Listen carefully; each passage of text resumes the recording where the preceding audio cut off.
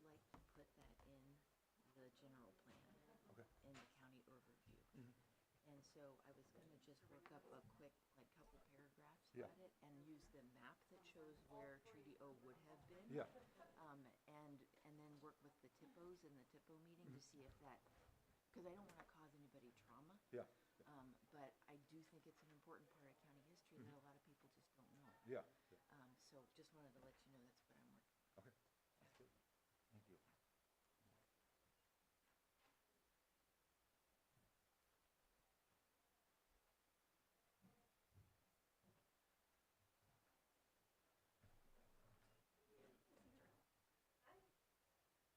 Morning. Morning.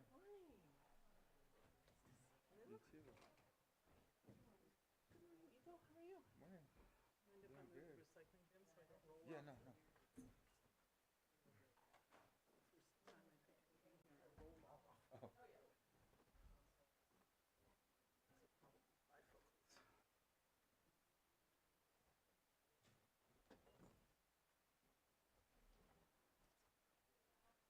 How are you? I'm doing good. How about yourself? You look like you have your act together more than I do. Braided your hair. Yeah, well. I'm not even close to that.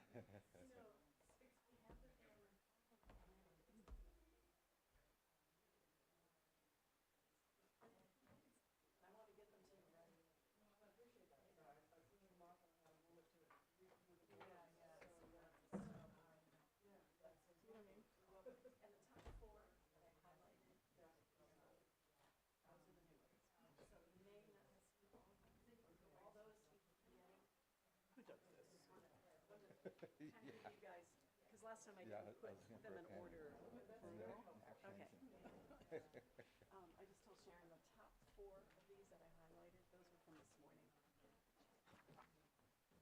And I emailed them to you, but there's four of them, so anything you see highlighted I in just yellow wanted are to new. thank you for letting me record that history lesson. Yeah. That was really good. Good. I'm tired. I'm glad you were there. Working with her. It worked out good. Really? Yeah. Anxiety about buying this place. Oh, you think it'd be okay to share For 2 years. Hi, good morning. the sculpture, the whale sculpture Yeah. on Is it? social Yeah. media? Sell my house in County Lane. Okay. Yeah. That's why I'm in District 4 now. Okay. A year Thanks. ago. Hey, can I say it was at the Elon? Yeah. Yeah, that's fine. Okay. Okay. Yeah. I wanted to. That they asked me for my child legal certificate. That's how bad it is. Did you leave? How are you? I'm good. I don't think you did. Did we? We slept under the table.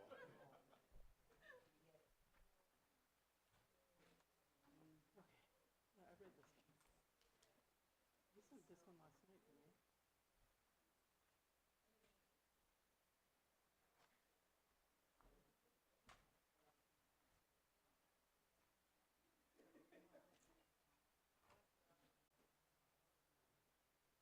So these second and third ones are the same one. Nikki King sent it to me because she couldn't get access to the. Yeah, she sent it to me because she couldn't access the website. So I said, I'll just post it for you. Okay. Yeah, I get all these. Yeah, okay. They all pop up on my phone. Oh, how annoying. So that's why if you get it, as soon as I get them, I send them. I got one at 6:30 this morning. I'm like, I was like, hey, you know you can't just send it to me, right? You know that.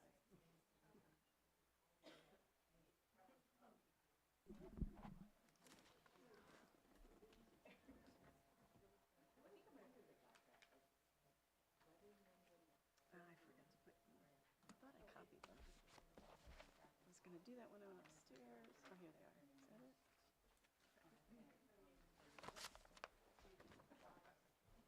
Might be more fun.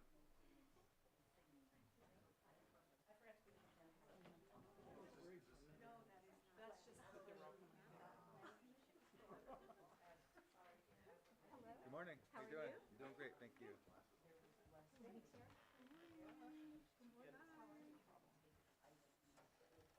good.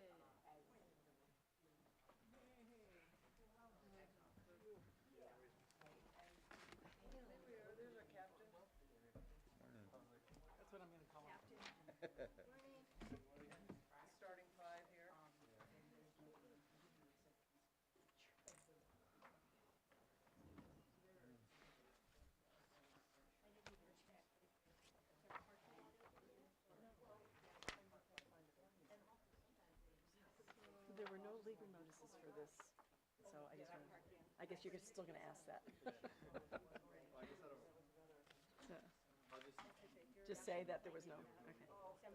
This way I don't have to speak. The less I have to speak, the better.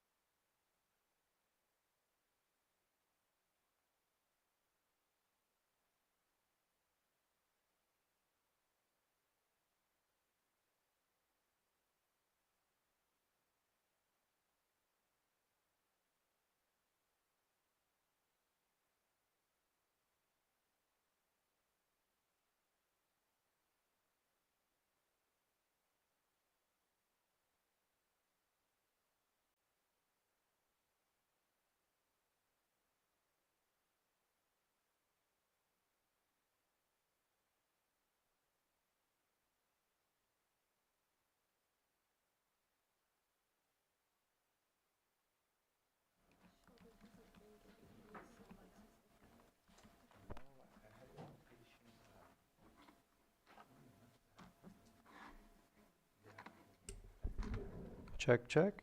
And we have a few more seconds here before we begin.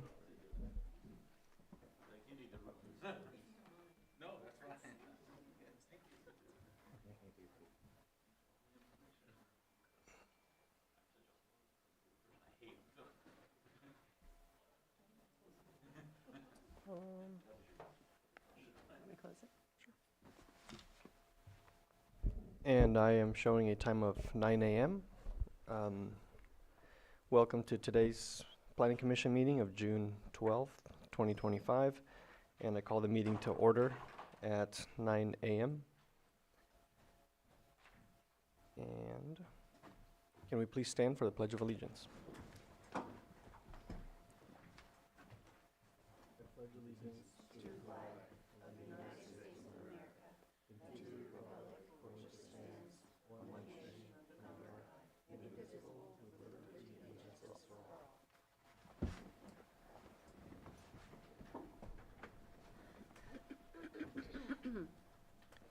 And seeing as there was no legal notices for this meeting, we will skip that one and move on to our consent agenda.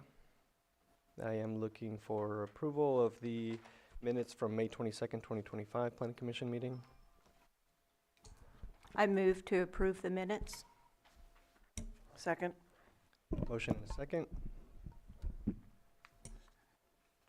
The consent agenda passes. And before we hit our first time item, we do have public input where anyone from the public can speak into any item that is not in today's agenda. And you'll have 3 minutes to speak. Please state your first and last name for the record. Good morning, Tom Lasik. It's not about what's in the agenda, but the agenda itself. I am respectfully requesting that the commission consider deferring this agenda item to a date and time uncertain. In March 18th, the board, and I've sent comments, so you should have a copy. The board had requested seeing this first before it went to the Ag Advisory Council and the Planning Commission. That has not happened. It's my understanding they had planned to review it in late May or June, but that got pushed, and I think this should have been shifted accordingly.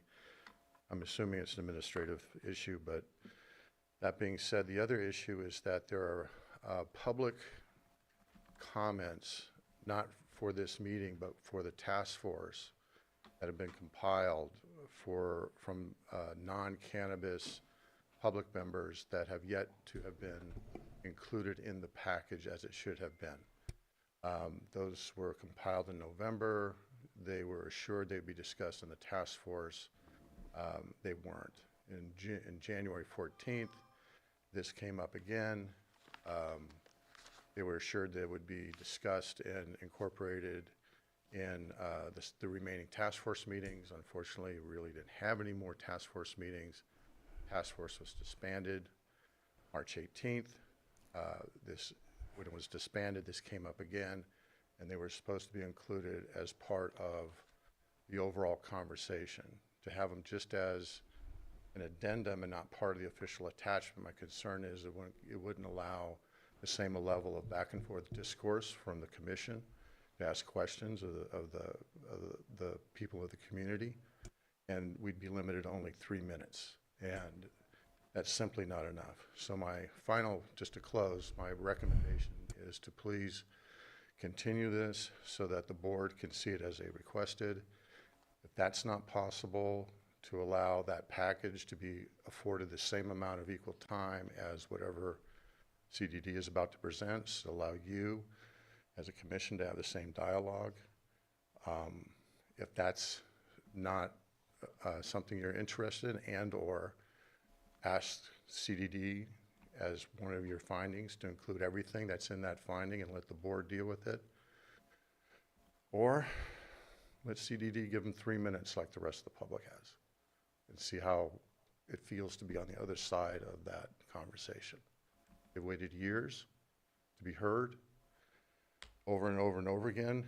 It keeps being so, yeah, we'll take care of it. It never gets taken care of. This was included in the package only because we pointed out that time and again it hasn't been done. So that's my comment. Thank you. Thank you.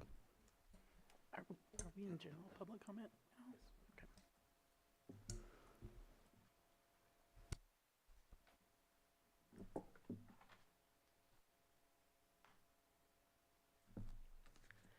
Okay. Good morning, Chair Chavez, Commissioners, Margot Cambara. I'm speaking on a point of order. This agenda item 7A, should be continued. A continuation does not deny the Planning Commission the opportunity to comment and make recommendations on the cannabis ordinance recommendations. CDD should present its summary to the Board of Supervisors before presenting to the Lake County Agricultural Advisory Committee and to your Planning Commission as the Board of Supervisors instructed. Community Development Department, CDD, is presenting on the topic, consideration of summary of cannabis policy recommendations and requests for Planning Commission recommendation or recommendations without addressing concerns identified by the public. Excuse me. The comments so far have been about the agenda items that we are going to be reviewing. We will have public input for those items when the item comes up. So basically this time for public input is for any item that's not on today's agenda. Right. Yeah. My point is that this is a point of order that I'm requesting that your commission continue this agenda item 7A? No, I appreciate the comment, but that comment could also be made during the public input for the item itself. But that would occur after presentation, correct? Um, Would you open it to right before the agenda item opens, or would public comment occur after CDD presents? It would be after the presentation, yeah. Oh, well, that kind of defeats my point of order comment. Yeah, but public input for the beginning of the meeting is for anything that's not on the agenda, so, I Yeah. understand. Thank you. thank you. All right, do we have anybody else in the chambers that would like to speak? Or on the Zoom room? None of the Zoom room, sorry. Nothing on Zoom? No Zoom.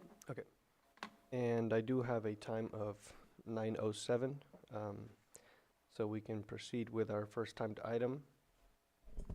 I don't see a time on it. There's no Zoom. Non-timed? Oh, I see. Sorry. No timed items for today's agenda. So we will move on to non-timed items, which is our 7A, consideration of summary of cannabis policy recommendations and request for planning commission's recommendations. Good morning. Mireya Turner, Community Development Director. What you have before you today is a summary of the recommendations made by the Cannabis Ordinance Task Force, as well as some additional recommendations that are from staff, but were not put before the task force for their consideration. In March 18th, or on the board meeting that requested the summary, there was a robust discussion regarding the draft ordinance and the cannabis summary, and the board did request a summary prior to staff starting to work on drafting the ordinance, because they wanted to provide their direction before we spent all the time writing it into an ordinance format. And so that is what we're doing today. Because it serves the best interests of the board to have the Planning Commission's recommendations so they can consider all of these items in a more efficient manner prior to drafting the ordinance. That's why this item is before you today. The recommendations that are received from the Planning Commission today will be added to this exact summary with the modifications to direct it to the Board of Supervisors, so that the board can consider not just the task force recommendations, but the Planning Commission input on that. After receiving board direction on the cannabis summary, which I think is going to take place probably the first early meetings in July, staff will start working on drafting that ordinance, and the ordinance will follow the usual process. Because there are items pertaining to agriculture, it will go to the Ag Advisory Committee, and then it will go to the Planning Commission and the board in notice public hearings. That's after it goes through agency and stakeholder review and environmental analysis. So it's a pretty normal process. Attachments 1 and 2 in this staff report are recommendations from the task force that have previously been considered by the Planning Commission and the board. And so what I'm going to focus on mostly is the recommendations that happened in the last couple meetings before the task force was disbanded, as well as the staff recommendations. What I'm looking for from the Planning Commission today is any recommendations you may care to make on those later items, or if you'd like to revisit some of the items that have already come before you and the board, feel free to do so. This is your chance to add your input to go to the board. Question. Just a quick question. As you go through this, would you like us to interrupt you at certain points, or do we? Oh, sure, just jump in. Yeah. I can pivot real quick. No problem. So let's start with the, actually, I'd like to take you back, since since the planning commission, not necessarily our current commissioners, did consider the second update, I just wanted to sort of highlight a couple of the things that came out of the board's consideration of that same update, just to sort of bring it back around for you guys. There was discussion regarding temporary use of recreational vehicles, which is something that we have been encountering in our annual site monitoring visits, and the board expressed concern about that. So we are looking at our normal or our existing code for requirements for farm worker housing, which does allow for RVs. And so we're looking at, because cannabis is considered an agricultural product, the cultivators do have the option for farm worker housing for zoning permits, but we would not, we would hold them still to the guidelines and standards of that. And I'll leave it to the chair to call on you. I don't want to usurp the chair's authority. My understanding is that that's regulated by the state, farm worker housing. It is indeed. We also do have zoning permits to ensure that some county standards are adhered to, as well as basic health and safety standards. Okay, so these people would have to get a state permit? Like labor It's same housing? regulations as Okay. any other agricultural developer, Okay, thanks. certainly. The next bullet point was to synchronize the measurement of canopy with the state process. This is something we have also encountered on the ground during annual site visits. Is that we go out expecting to see something that is in our site plan that was approved, but we see something that's been expanded. And through subsequent conversations, both with our permittees and the state pivoted in the way that they measure their canopy. So we're going to update. We would like to update so that we're synchronized. This is consistent with board direction to synchronize and streamline with state regulations, so we're not causing repeat or duplicative actions by our permittees. And so that's why the board recommended that. They also discussed adding a requirement of passing the background check by property owners for cultivation permits, as well as adding a step in the completeness review of an application to see if there are any active warrants out, not necessarily leading to convictions, but just active warrants on any of the applicants. And if so, if active warrants were found, that would cause a pause or a suspension in that application. It would be set aside until it was decided one way or the other regarding the qualifications of those applicants to participate in cannabis-related permits. They discussed the lengthy process they went through originally to establish the boundaries of farmland protection zone, and gave staff direction that they are not interested in modifications of the farmland protection zone boundaries nor the regulations. Adding a Could Go you ahead. explain the implications of that? Certainly. The task force had, over a number of meetings, made recommended changes to the, right now, the farmland protection zone has definite boundaries of where it applies.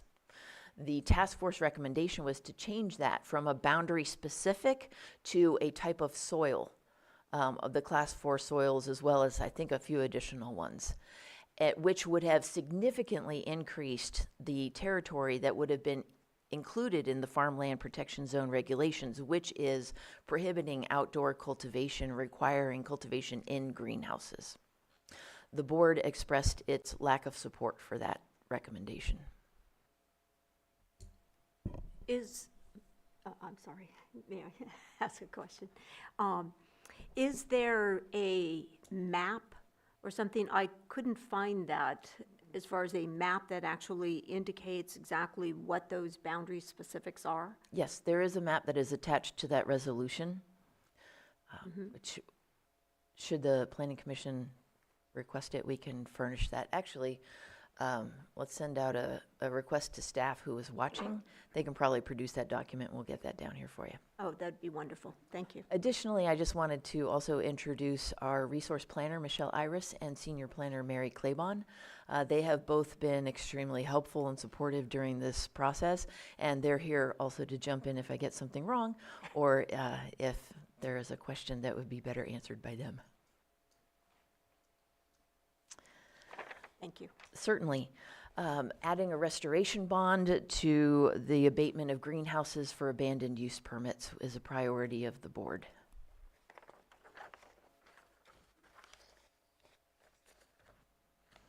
The board also, yes. Can I just ask a question on these bonds?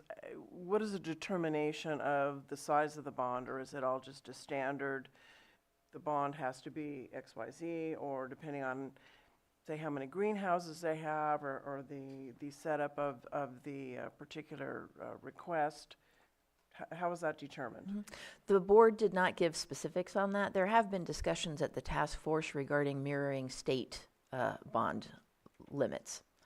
And so that's probably where staff's going to start with in the draft ordinance. Thank you. Additionally, it is a priority of the board to preserve prime ag soils. So they wanted to discourage concrete slab foundations for greenhouses, instead using the anchor points where feasible to minimize that permanent impact on agricultural soils. And I have a question in regard to that. I did participate or listened into the task force meetings around the discussion of hoop houses and greenhouses, and quite frankly, I was kind of left unsure of exactly where we stand in regard to both the requirements from CAL FIRE or from State Fire and the building department here with the county of exactly what the requirements are for a greenhouse structure. Thank you. Mary, would you like to take that one? Good morning, Commissioners. Am I on? Mic check. Are you on? Mic check.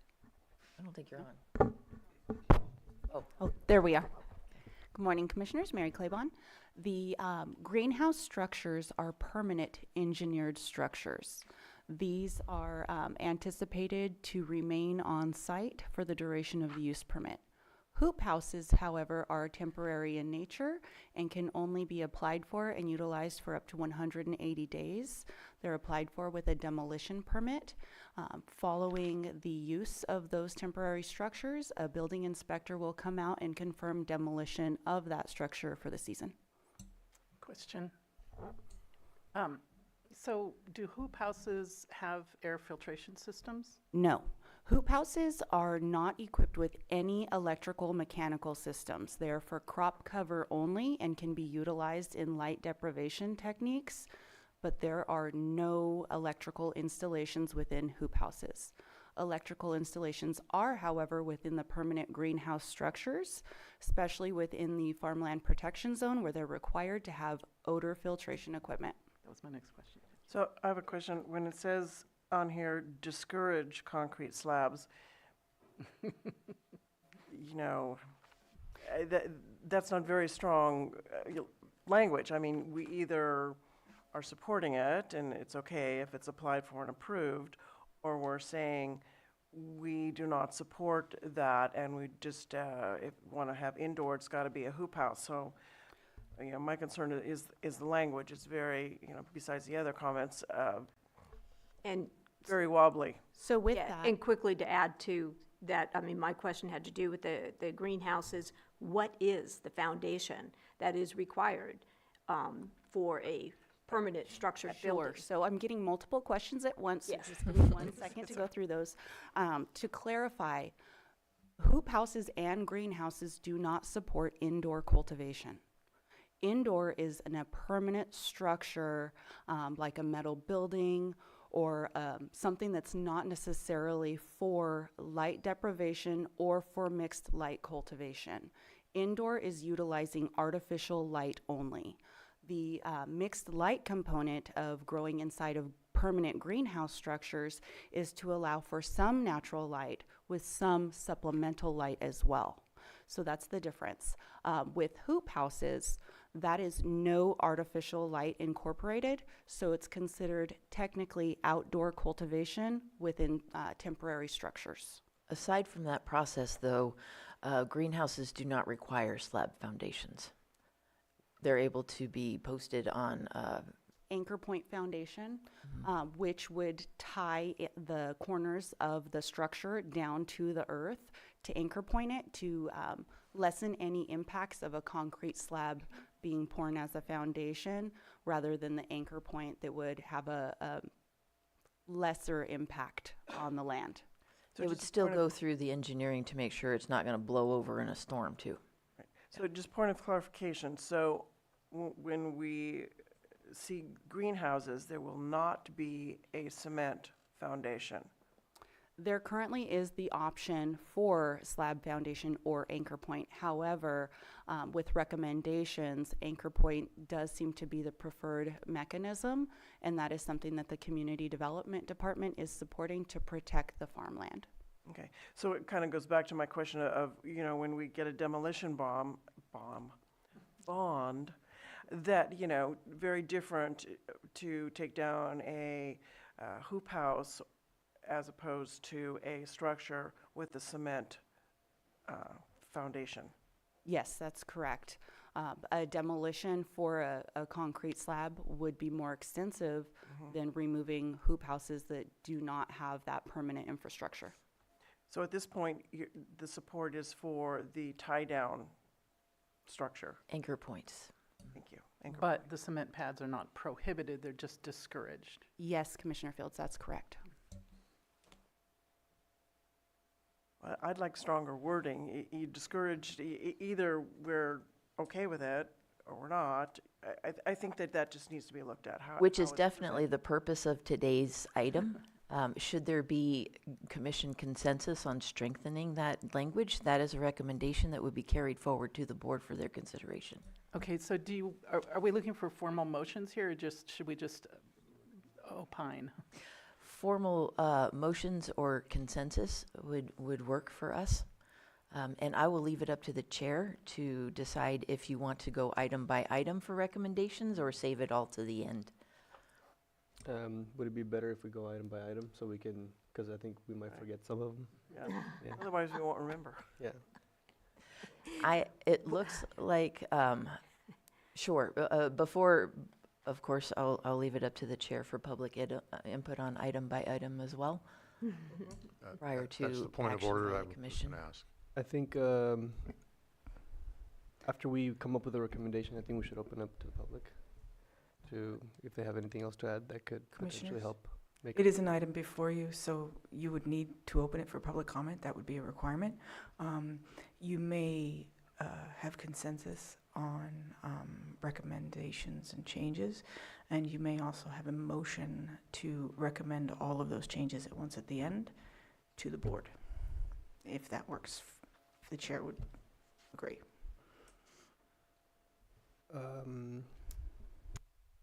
I'm just thinking of what could go a little smoother if save public input to the end after the recommendations. I can record what, where I'm seeing consensus on head nods and read it back to you before we go into public input, if that's helpful. Okay. Okay, so right now I'm getting head nods on stronger language regarding discouraging the slab foundations. Well, I have a comment on that. I think it is, well, since it says discouraged, as staff said, most people choose to go through the anchor points because I'm assuming it's a lot cheaper instead of pouring an entire concrete slab, engineering-wise and everything else. But I think it would depend project by project. That option, if it's, depending on how the soil is, where the slab is going to be poured, where the house is going to be at, I think that option should still be available in the case of an extreme, case where it is required. And then, if not, then that whole project might have to move to a different area that could have more impact.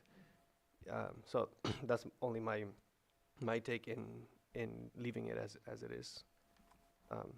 But I did appreciate everyone else's Yeah. comments on that. So I agree with what you are saying, Chair, in the sense of, I think it also depends on the size of the property and the percentage of the land that is being affected by a slab. So I think there are some considerations when I think about just agriculture as a whole. If a different ag operation other than cannabis, or a combination of, a variety of different products on a particular parcel, again, depending on the size, a certain percentage of that can have buildings with a slab. So as long as it doesn't, what's the word I'm looking for? Kind of overtake, the prime purpose of the property. So to that extent, I agree with you. I think that in some cases it is a case-by-case matter. So. And also, like, if the soil is not strong enough to support the anchor points, that could be the option that they could use in the case that, that a slab is required and they can't use the other one. I've been just sitting here thinking about how to have a robust discussion about this in the most productive way. And I just want to express that I feel like if a member of the public has something to say about any particular item, that we should let them speak. Because I don't want to get to the end and have to go back. So do what you will, Chair. I respect it, but I just wanted to express that. Yeah, I think we can do that. Yeah, that's fine. Yeah. So, in regards to this specific item, What I am hearing from the commission is that there should be stronger language to encourage anchor points versus a concrete slab, and only use or use a concrete slab when it won't take away from prime ag soils, and or when anchor points are not an option. I kind of made up that prime ag soil thing, so, but I'm seeing nods. Okay.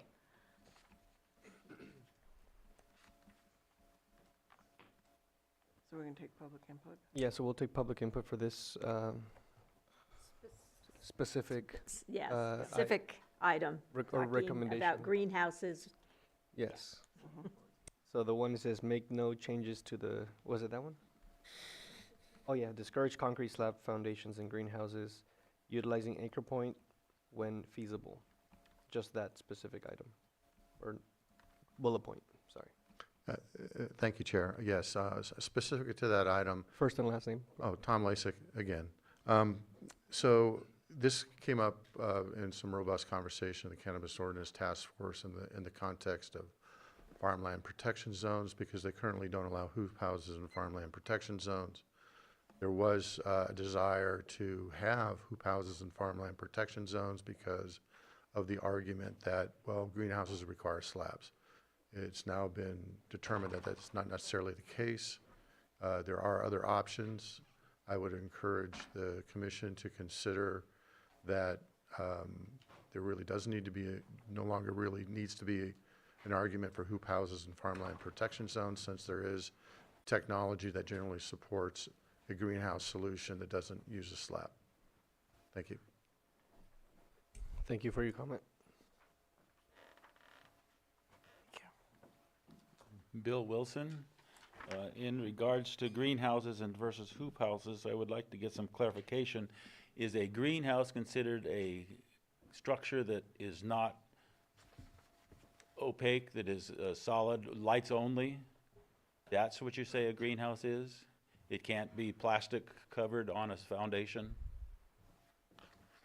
We do have a And as definition. far as slabs are concerned, on farm protected land, most farms have shops, buildings, repair, they're all slabs. I can't see the difference between a slab on a greenhouse and a slab on an equipment shop or buildings or housing. But again, the clarification is a greenhouse not supposed to have plastic? I think you're asking about transparency, right? Transparency, correct, yes. You said if it's for artificial light only, or mixed light would be like the hoop houses where you have transparency. So a transparent structure on a slab, is that considered a greenhouse or is that a hoop house? Just a point of order, just for my own information here. Is the public directing questions to the chair or to staff? Chair. To the chair, and then we can pass it over to staff. Yeah, so comments during public comment period, it's not a conversation. So it isn't a back and forth with the commenters. A commenter can express a question. If the commission wishes to have an answer to that question, then the commission will ask staff for clarification. Thank you. I needed that clarification. I thought it would be good for all of us. Yeah, so staff, if you could go over the three different types. Actually, I can give you the definition out of Article 27. For a greenhouse, specific to cannabis, is an outdoor structure, heated or unheated, constructed primarily of glass, 6 millimeter film, polycarbonate, or other rigid translucent material, which is devoted to the cultivation of cannabis. I think he was asking about greenhouses, and that's hoop houses, right? That is the definition of greenhouse in Article 27. All right. And I guess moving on to the next bullet point. Certainly. The board directed staff to seek additional options to mitigate odor impacts to residential uses. There were a couple more meetings for the task force before they disbanded, and that resulted in a few additional recommendations. Operational hours, delivery hours, and construction hours. The task force recommendation was, let's align this with other ongoing agricultural operations, as well as any state regulations, but limit scheduled deliveries to 7 a.m. to 7 p.m. Records retention, again, align with state, local, and federal regulations. Voluntary, oh, go ahead. May I have one quick question on that? 7 to 7 p.m., is that 7 days a week? Yes. Okay, thank you. Voluntary termination of a use permit. Now, this was a good one. We've been talking about this in the staff for a couple years now. Our current ordinance does not allow for voluntary termination of a use permit. The use permit follows the land, and it either expires out of non-use, or it has a certain term of life, such as our cannabis use permits, or it goes through a revocation process. So the task force discussed this option, and they would like us to establish a system that would enable a permittee to formally withdraw their permit and end that permit. The conflicts or the issues that we have seen is where a permittee and a property owner may part ways, and that permittee doesn't want their business operation to continue at that location. However, if that permittee were to leave, the property owner at this point would still have the option to convert that use permit over to a different permittee or permit holder.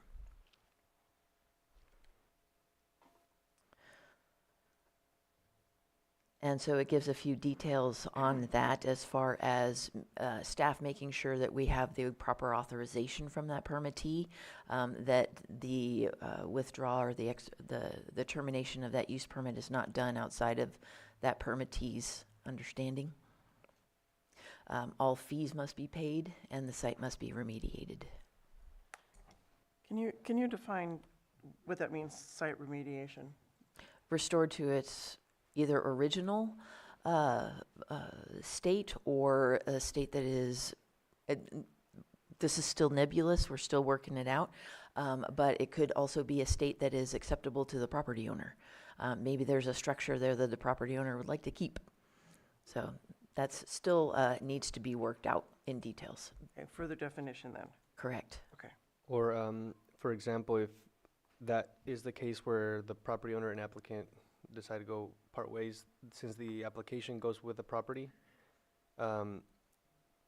if the site remediation would be, how could I say this, like to what the permit is allowed for the, whatever permit they had applied, if it's 1 acre, 2 acres, whatever it might be. If any infrastructure that can be reused that still fits that specific site plan, would that be considered, or?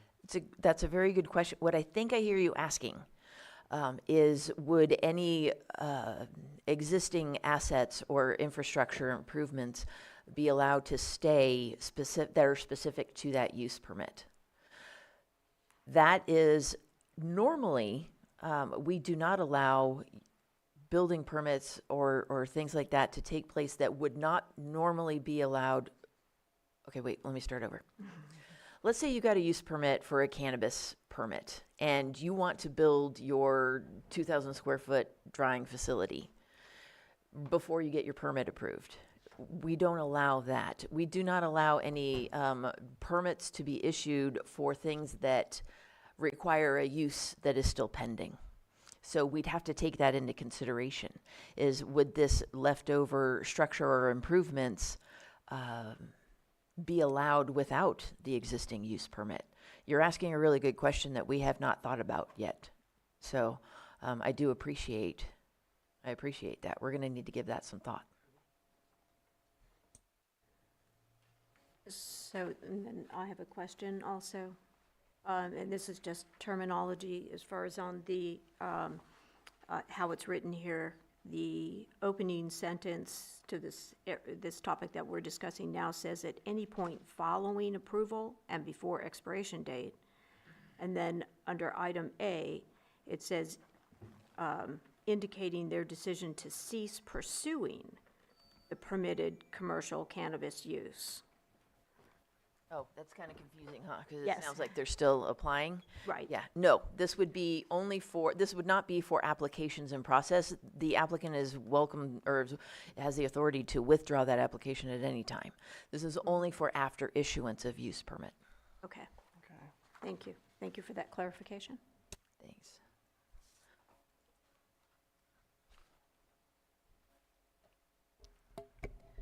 Use of recreational vehicles, that was revisited since the board sort of did a 180 or did not support the task force recommendation. And so the discussion was how we have current regulations that oversee farm labor quarters where RVs are allowed.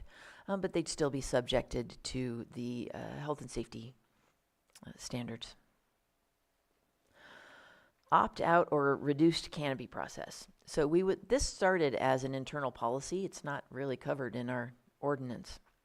But it started because the service or the option was offered at the state level, and so we were kind of mirroring the state. And it allowed for flexibility of our permittees to not be bound by cultivating the entire amount that was allowed.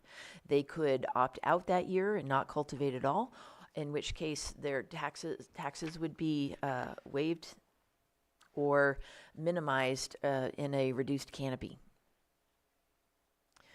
We would like to formalize this program and limit it as well. Some of the things that are seen not just in this jurisdiction but statewide are sometimes opt-outs end up still with cannabis entering the market, which doesn't make any sense except that it's avoiding taxation. So we'd like to sort of tighten that up and allow for to align with the state regulations. The June 1st deadline that the board approved as an internal policy is working really well as far as allowing staff to see what we're looking at as far as this year's harvest. It affects our site visits.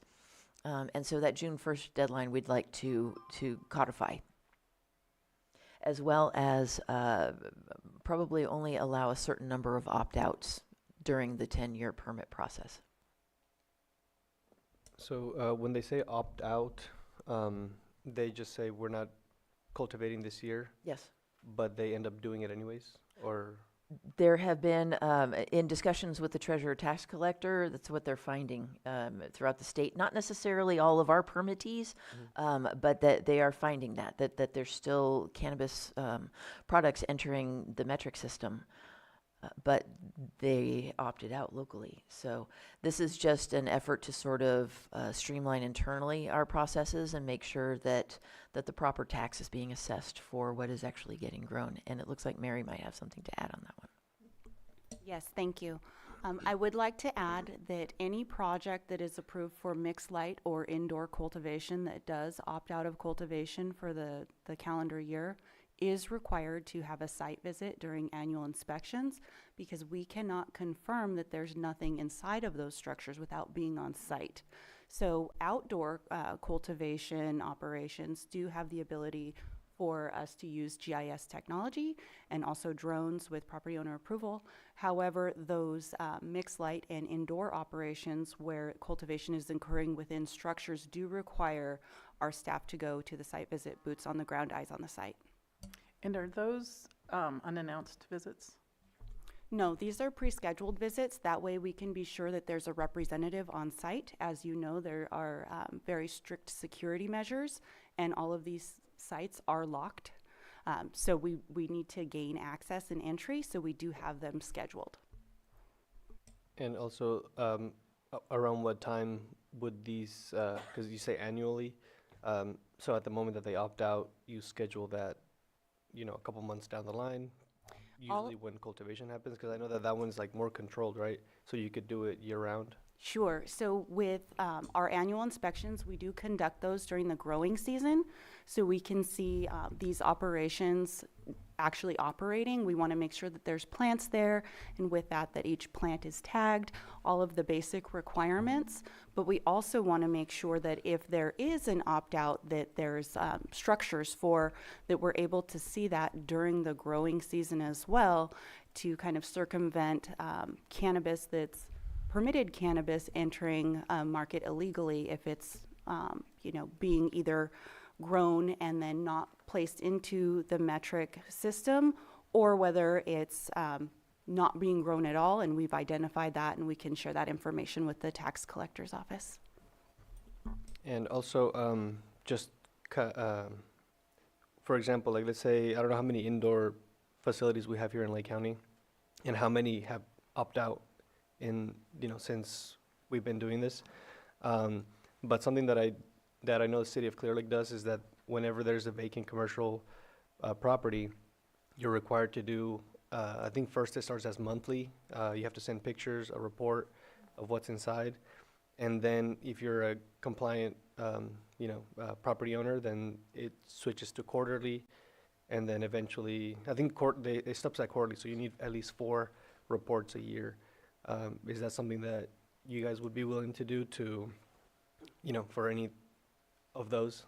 Because I know that, you have to be there at the time when cultivation is happening, or, just an observation, I guess. So we have one project that's approved for indoor cultivation. With that, the structure has not been completely constructed in which those activities are going to occur. There is an amendment to the use permit to allow additional structures for indoor, but at this time that is not a concern for us for our indoor operations, because we only have one project that does fit that mark. If there are any indications or concerns from the general public, those concerns can be channeled through our code enforcement division, who will then send officers to respond. They will come to the area. They look for identifiers such as smell, garbage waste, any lights that may be indicative of cultivation inside of structures, those types of things. So we would have our cannabis code enforcement division follow up on those types of requests. But from the planning division, our annual inspections are annual. Thank you. Any more from the commission before I pass it on to the public? All right, I see some hands, so state your first and last name. Good morning, Tom Lasik. On the opt-outs, the conversation I think has been really good, and I think it does need to be reformed. I know of a couple growers myself that feel frankly trapped I'm sorry, not on the opt-out, but on being able to gracefully get out of the business, let's say, and being able to do that voluntarily, I think would be very helpful for those that realize it's, cannabis cultivation just isn't for them. So a way to do that gracefully should be incorporated. On the opt-outs, I think the idea is good to have a limit first for a grower to opt out like every year. It's not, using a term that the industry likes to use, it's not the highest and best use of the land to keep it vacant. So there should be a limit to that. Fees being paid is a good idea, but I would extend that to also taxes. In discussions with Treasurer Sullivan, there are a disproportionate amount of the properties where cannabis is grown aren't paying their property taxes. So they should, before they're allowed to have this, there should be some mechanism to make sure not only are the cannabis taxes paid and the fees paid, but the property taxes are paid.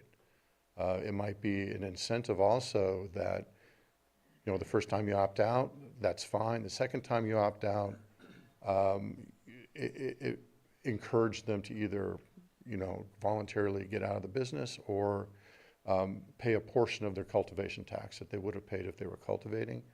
Something to bring more revenue back into the county, and also just make administration a lot simpler, so you don't have to keep doing the same thing over and over and over for the same people. So thank you. Thank you. Bill Wilson, on the opt-out policy, I think that's a good policy, but I was wondering, does the county have the staffing to do several inspections per year? If you have a greenhouse and you get 4 crops a year and they opt out on June, are you gonna check every 3 or 4 months, whenever, to be sure that something isn't being grown? And the other thing on the code enforcement, when you mentioned the CDD or code enforcement will come out and react, and I have been told from the previous cannabis director that no, they won't come out if I'm only the one complaining, or the code enforcement, Linda Rosa, said no, she won't come out if I'm the only one complaining. So no, they do not respond if we have concerns about smell or light or anything like that. Thank you.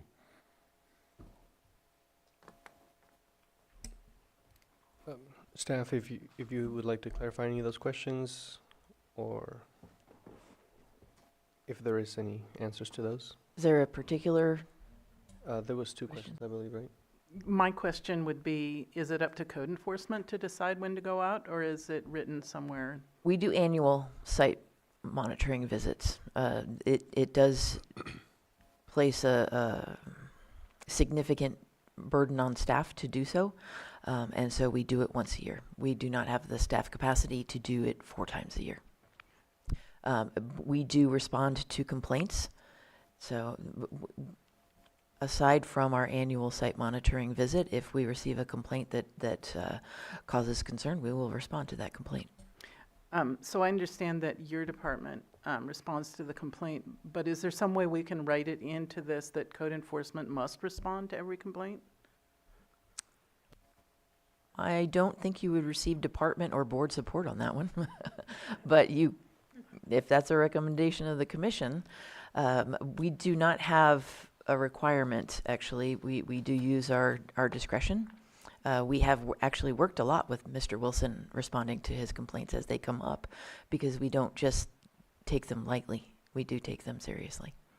I think the more global question is the response to just one person's concerns, or does there need to be 3 people that have the same concern? I am not aware of a policy that says it must be more than one complaint.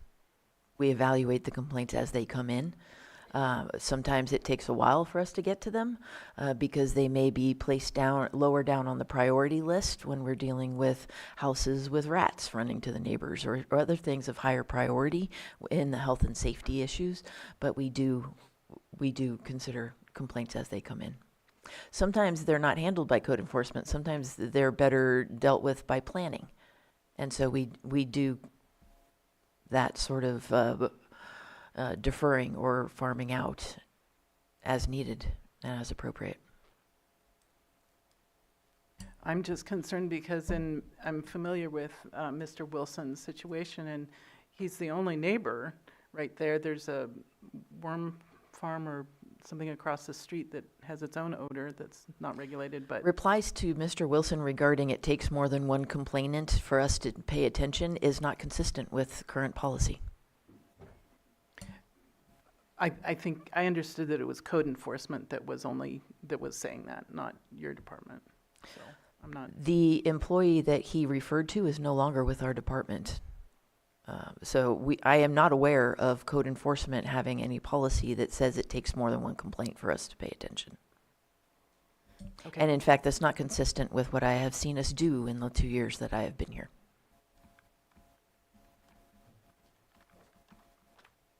Bill Wilson, it seems I come across in chapter 27, it said to be a nuisance complaint, it has to be numerous persons or neighborhoods. That's whether it was written in the ordinance.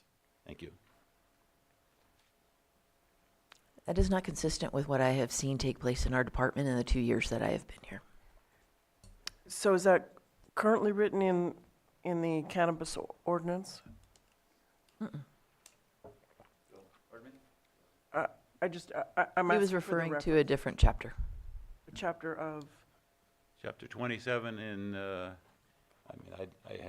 don't have that with me now, but I have the emails from the previous cannabis fellow and also from the employee that is no longer there, and it states that it has to be numerous persons or neighborhoods for them to proceed. They both have said we cannot proceed on this because I'm the only person complaining. And I have their emails here, and I don't have I think it was the chapter 27, I'm sorry. Actually, yeah, the nuisance abatement is covered in chapter 13. So okay, yeah. we'll take a look at that. But yeah, we've responded to multiple complaints that just came from Mr. Wilson. So because it's important. so Thank you. I would just hope that we could look at where that is written down, wherever that may be, that there is not a threshold of 7 or 2 or. If Trish upstairs in planning is listening to this meeting, if you wouldn't mind printing out an excerpt, that would be very helpful. Yeah, then we can just understand where it comes from. I can tell you how I see practice, but I appreciate Mr. Wilson citing code, so I could actually be wrong, and it's just not what we do. So. Yeah, well, let's just take a look. Okay. And I would just like to add to Great. this. And our code enforcement manager is also on his way. Oh, great. Supervisors? My apologies, commissioners. I've just checked Article 20. Yeah. Just wait until I start referring to you as Your Honor. I have just now checked Chapter 27, and there is not a requirement for numerous complaints that I could find in my quick. Chapter 13. Are you checking Chapter 13? Yeah. Okay. That was my next stop. Oh, you've got it? Oh, okay. Yeah, Okay. Michelle can read that if the commission wants. This is chapter 13 of our municipal code. For reference, chapter 27 is our zoning ordinance, so this is a different chapter. It's the nuisance chapter.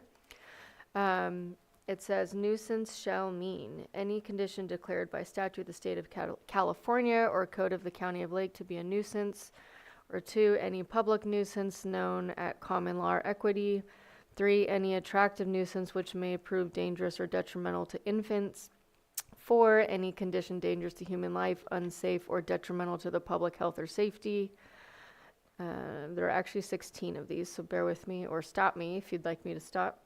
Well, I think the issue is not what defines a nuisance, The number. but the number of them that is required to get a response from code enforcement. So we also have our code Commissioners. enforcement manager. If I might make a recommendation, if you're looking at how to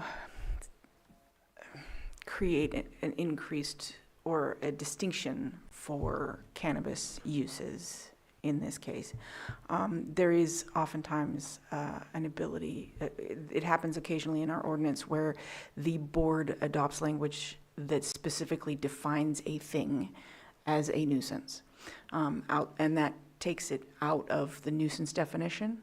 and it makes it automatically a nuisance. So for example, there will be language in some parts of the ordinance outside of Chapter 13 where it may say that when X occurs, that is deemed a nuisance. And then that language would be put in that specific code section, and it would automatically create or make that particular action or occurrence a nuisance that code enforcement could then enforce under Chapter 13. So you might consider recommending language along those lines as far as certain. But in those instances, that particular section would identify specifically what would be a nuisance. Otherwise, the general nuisance ordinance section would apply. In cases of odor complaints, we have brought together planning and code enforcement, and I think building, didn't it? And when we've gone out to respond to those, because we want to make sure that the permittee is complying with their required air filtration systems and things like that to make sure that they're not violating their conditions of approval. So we've done that to a number of processing locations in Lake County over the last year, 2 years, probably before I got here, but definitely since then. So what I'm understanding is that we could say that we would or to just codify that all complaints trigger a response from the county. And maybe not even specify which particular. I think that is existing county policy at this time. We do respond to complaints. Okay. Not necessarily does it prompt a site visit, but we do respond to all complaints. Yeah, I believe that if the Chapter 13 says a certain amount, as Maria has, as Director Turner has said, the response is not limited to having a whole neighborhood. No matter what response comes in, like they're gonna be looking at it regardless. I don't think they're not gonna say, oh, like, oh, we only got one complaint from this area, we're not gonna even reply. I think every input that comes in, they're looking at it regardless. So they're doing more than what Chapter 13 is requiring. So I don't have an issue with this specific item or bullet point. So Bill, I'd like to respond. I do have the email here from Andrew Amelong after I had my complaint, and he says, you are the only one affected by this, and therefore it does not constitute a public nuisance. This was his response to me after my complaint. And to also sort of challenge the operation of filtration, I'm not sure who is qualified in the county to go out and say, okay, yes, you have a filter, but if the filter is so far underdone, I mean, if you have one filter that is 15,000 cubic feet capacity and you have 272,000 cubic feet of building, and they have a filter that is qualifying as filter, I mean, that's where I have problems with the county and not having enough staff to check up on all of these permits. If they say they have, and they have air scrubbers that they are not using, because you can see the mist when they're using them, and they are not using them when there's a big smell. So who is checking up on that? And who permitted a building with 272,000 cubic feet with one 15,000 cubic foot filter? That got approved, and it says it's the best run place, it's a nice operation, but it's under filtered. So where do we go from there? I complain about that, and I'm one person complaining, and as Andrew said, I'm one person, so it doesn't matter. What's the date of that email that you received? Pardon me? What's the date? The date of the of the email that you got? I think it was 2023. I just have September. It just has September 13th, and I think it was 2023, 2022. I can't remember which. And have you made any recent complaints regarding odor? Pardon me? Have you made any recent complaints regarding odor? I complain, and I don't complain because it doesn't do any good. I've written in and said, okay, can you come out? Linda Rosas, when she was doing it, she says, well, I don't have time right now. So when I'm smelling it and we are run out of our house and our house is filled with odor, and they show up 3 days later and say, well, there is no odor, or the filters are running the way they're supposed to run, and they say they shut them off for 45 minutes. The filter manufacturer says they run 24/7. They're not supposed to be shut off. I mean, nobody, I don't think, is qualified to check what is actually written into property management plans and initial study plans and what is actually happening. That's my concern. Does the county have the staff to check those specifications? Thank you. Thank you. Because there is already a recommendation to seek additional options to mitigate odor impacts to residential uses, I think this is included in where the staff will spend additional investigation time. I don't know if it makes a difference, but I would be willing to make a complaint as well, as I've driven past Mr. Wilson's house recently, and I did detect an odor. I can't tell you when it was. It might have actually been last year, but another issue that I have noticed in another location in Lake County, I didn't feel it was worth complaining about, but every morning at 8 o'clock, I notice that employees enter the building, and that allows air to escape, and it's significant enough that I can smell it 1,500 feet away. And so if I could ask a question, then, since you seem to be familiar with this property, and this is just a general information I'm just trying to piece together here. With the property, do you know what the property is zoned and perhaps maybe what the setback is from the project site to Mr. Wilson's? If the commission would like to agendize a specific permit for discussion, we could do that. Bill Wilson, I can tell you, it's, the zoning is considered commercial cannabis cultivation exclusion zone is where we are. We're 800 feet away from the plant. And again, there's lack of filtration, and they have a permit for 12 greenhouses, and there's one greenhouse right now that drives you out of the house. But we're 800 feet away, and it's a commercial cannabis exclusion zone that got permitted for a greenhouse. Thank you. Yes, but I was asking what the property is zoned I think Director Turner is probably right on Yeah, this. since we're talking more about policy recommendations and not specific use permits, Correct. I'd like to bring us, or request that we kind of come back to. And that's why I didn't really want to, I'm sorry, Mr. Wilson, I wasn't directing this question to you, I was directing it to Miley, because I just wanted for the bigger picture to get an idea as we talk about odor, where are we seeing the problems as we continue to talk about this and make changes. It's intensive ag with a vineyard. Excuse me, sir. Yeah, thank you. So I think that probably, since this is very specific, we should have an agendized item that we address as you recommended. Can we do that? What would the agendized item be to do? yeah, I'm not asking for that. I was just, again, looking at it in the bigger picture, for the conversation about odor. Just, again, where are we seeing problems, not in specific projects, but, overall with the cannabis ordinance, where are we seeing problems? And perhaps we need to create a bigger setback. Perhaps there are other things that we need to look at. So that's all I'm trying to. And the setbacks, in order to minimize, during the board discussion, they were talking about odor impacts of cannabis uses or cannabis-related businesses on residential uses. Right. So additional setbacks were one of the things they mentioned, additional mitigations, things like that. So that's where staff is already going to be looking due to that board direction. I'd like to second what Monica said. I do think that this is a broad discussion. This is just an example of something that's probably happening in other areas that we're not hearing about. I'm getting strong commission consensus to seek additional options to mitigate odor impacts to residential uses as listed. Okay. Great.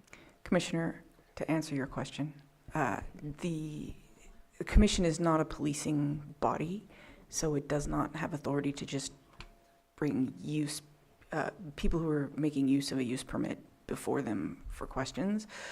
Your commission, however, does under Chapter 21, Article 60, have the authority to, on its own, bring a revocation action if you have evidence to support one of the three findings in Article 60, which are: 1, that such permit was obtained by fraud; 2, that one or more of the terms or conditions upon which such permit was granted has been violated; or 3, that the use for which the permit was granted is so conducted as to be detrimental to the public health, safety, or welfare, or as to be a nuisance.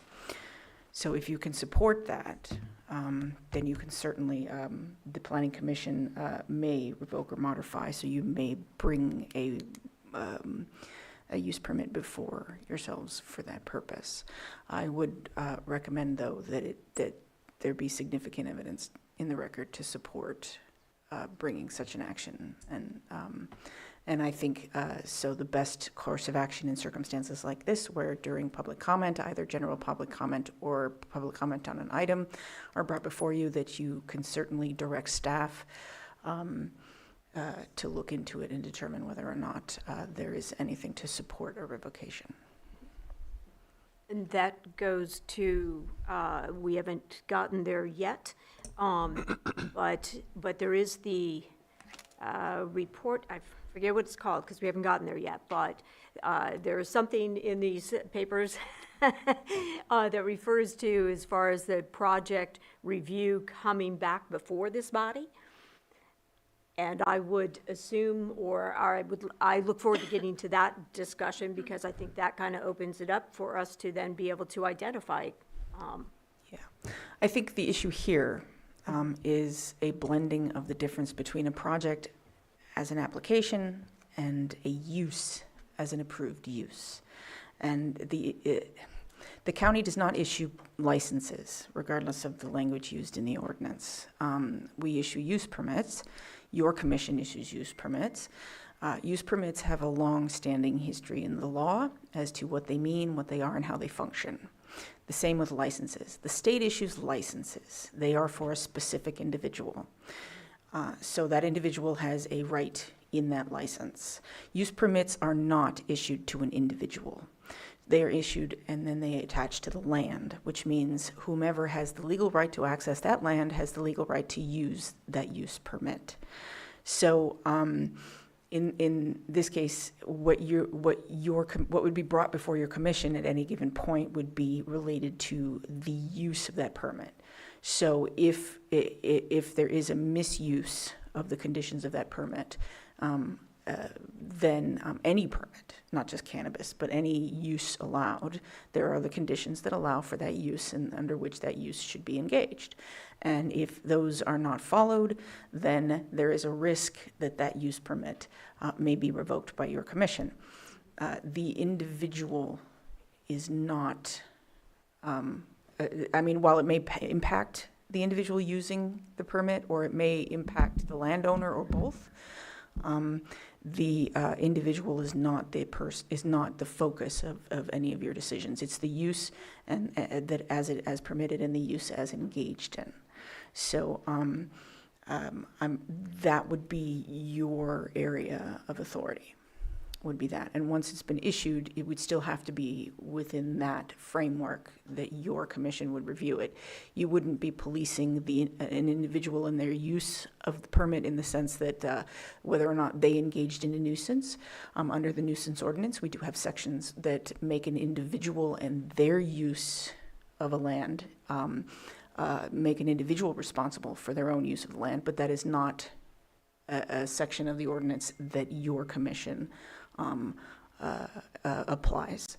That is, as noted earlier, that lies within certain other regulatory authority, which would be like code enforcement, specifically code enforcement. But and you occasionally overlap in the sense that the decisions you make and actions you take may involve code enforcement, but that is not your authority here. So what you're looking at under this particular proposal for the ordinance is how the county reviews and approves uses in connection with specific parts of the county itself, right? So that would involve an analysis of the zoning ordinance, local area plans, general health and safety in some respects, but it would not involve the specific regulation of individuals using or engaging in those uses, if that makes sense. I hope that helps a little bit. Yes, it does. And I do have some hands in the Zoom room. If there's no further comments from the commission. Just one. I'd like to suggest that Director Turner review the use of this particular project and bring it before the commission if she feels it's appropriate. And I'll take some one hand in the Zoom room if there's no further comment. You have no comment.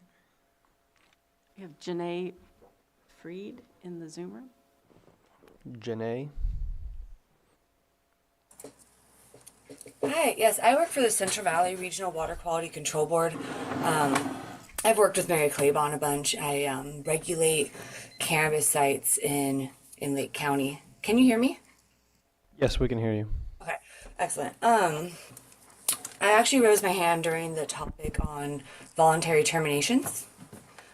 And I just wanted to kind of add a little bit of input from my agency on that topic. As you guys know, there's that moratorium on new applications to Lake County that don't have a notice of applicability from the Water Board dated October 31st, 2020 or prior. And so a ton of cultivators and landowners applied back in 2020 for our program. And some of them ended up applying to the county for use permits. Some of them, maybe they never did. However, the ones that did apply, some were denied, some are still in process, some were approved. And out of those ones that were denied and the ones that were approved and maybe have ceased cultivation since then, they then continue getting invoiced by my department every year.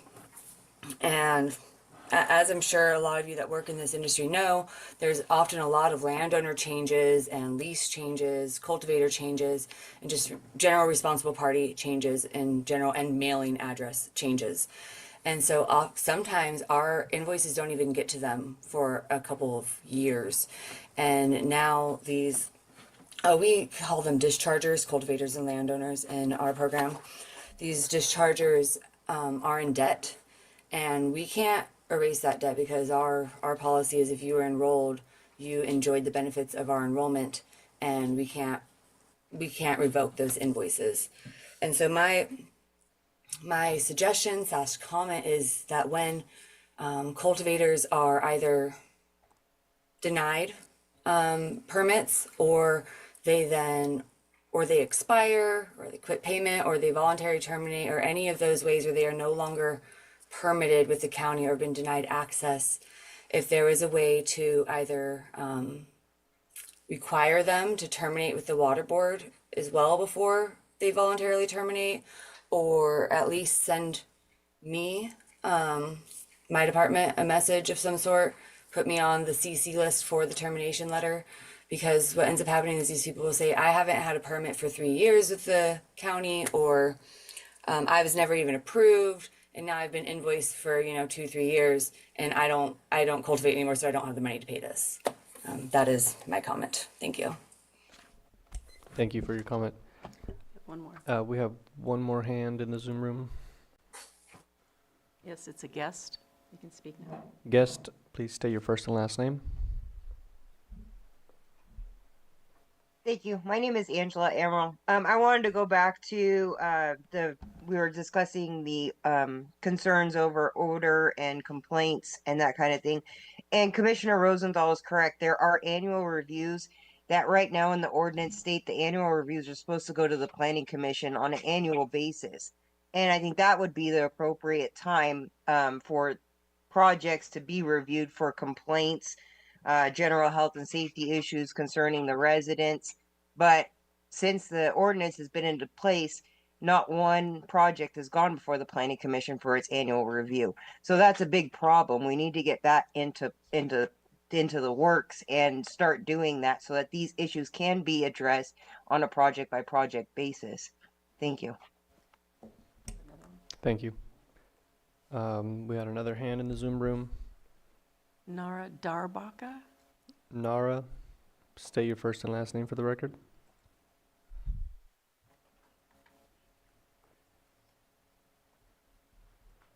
She needs to unmute. Nara, Oh, there, sorry. It took a minute for the unmute to pop up. there we go. Hi, Nora Dalbaka. I'm currently president of the LCCA, the association that represents cannabis businesses throughout Lake County.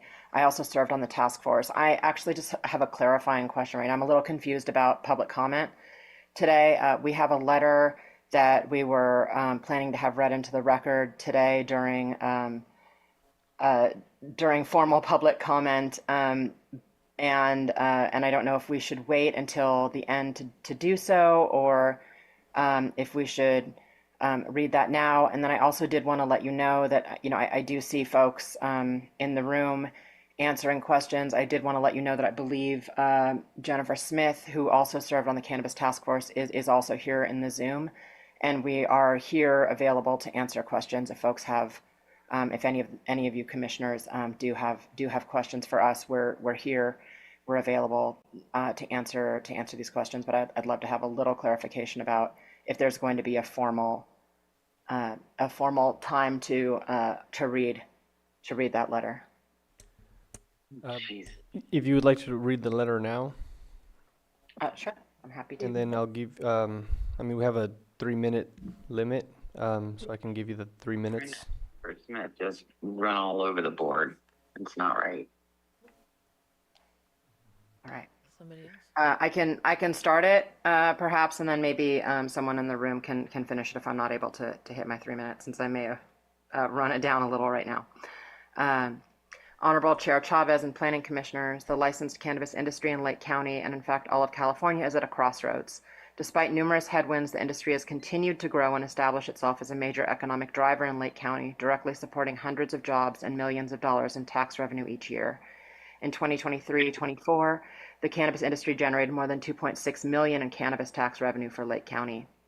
As noted in the recently published California Cannabis Market Outlook commissioned by the Department of Cannabis Control, retail cannabis prices are down and competition from the unlicensed market remains strong, but the industry is growing.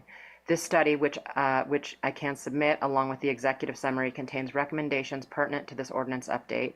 Among other things, the report suggests that as the industry continues to evolve, streamlining local regulations is vital to fostering resilience in our local industry. And I want to share 2 relevant sections from the report. First, it says that the state should encourage local municipalities to lower restrictions, taxes, and fees for cannabis businesses. These are additional costs to cannabis businesses that affect decisions on where to locate and how resilient businesses are to down years in the market. Recent state-level changes have eased the regulatory burden for producers, but local regulations create additional barriers for licensed producers. These barriers to entry create advantages for unlicensed businesses. The report goes on to highlight the importance of lowering regulatory hurdles as a tool to shrink the unlicensed industry. Local taxes, fees, and restrictions increase costs for licensed businesses and can result in an effective local tax rate of more than 30%. Working to lower local restrictions, taxes, and fees for licensed cannabis businesses would support the licensed market. Local costs affect decisions on where to locate and how resilient businesses are to down years. We appreciate the opportunity to engage in this process and want to acknowledge that many of the recommendations put forward by the task force are thoughtful, balanced, and clearly informed by the challenges facing our local industry. Several of these recommendations reflect the very guidance outlined in the state's own cannabis market analysis, namely that lowering local barriers and restrictions is essential to supporting a legal and sustainable market. As a small community of farmers, manufacturers, and local business owners, we know firsthand that further restrictions. Yeah, I'll let you go because I'm like. Excuse me, Maria. Could you please mute yourself? Oh, I'm sorry. I'm mute. I don't know how I got unmuted. All right, Nara, if you would like to continue. It automatically muted me, I think, when hers unmuted. I'm not sure how that happened. As a small community of farmers, manufacturers, and local business owners, we know firsthand that further restrictions would not only hurt licensed operators, but also strengthen the unregulated market that these policies aim to present. What's needed now is a path forward that supports local jobs, keeps revenue in the county, and helps responsible businesses succeed. We hope that you on the Planning Commission will recognize this moment as an opportunity to reinforce and not restrict the foundations of a legal cannabis economy in Lake County. And a lot of the problems that you're hearing described today are, again, issues with the proliferation of unlicensed grows. And the stronger the licensed market is, the less, the weaker we make the unlicensed market, which is doing the real environmental damage. So environmental and criminal damage to this county. So thank you very much. And again, Jen and I are both, I believe, on the Zoom. If any of you have clarifying questions on as you move on. Thank you for your comment. I got one more hand in the Zoom room. Maria Khan. Maria Khan.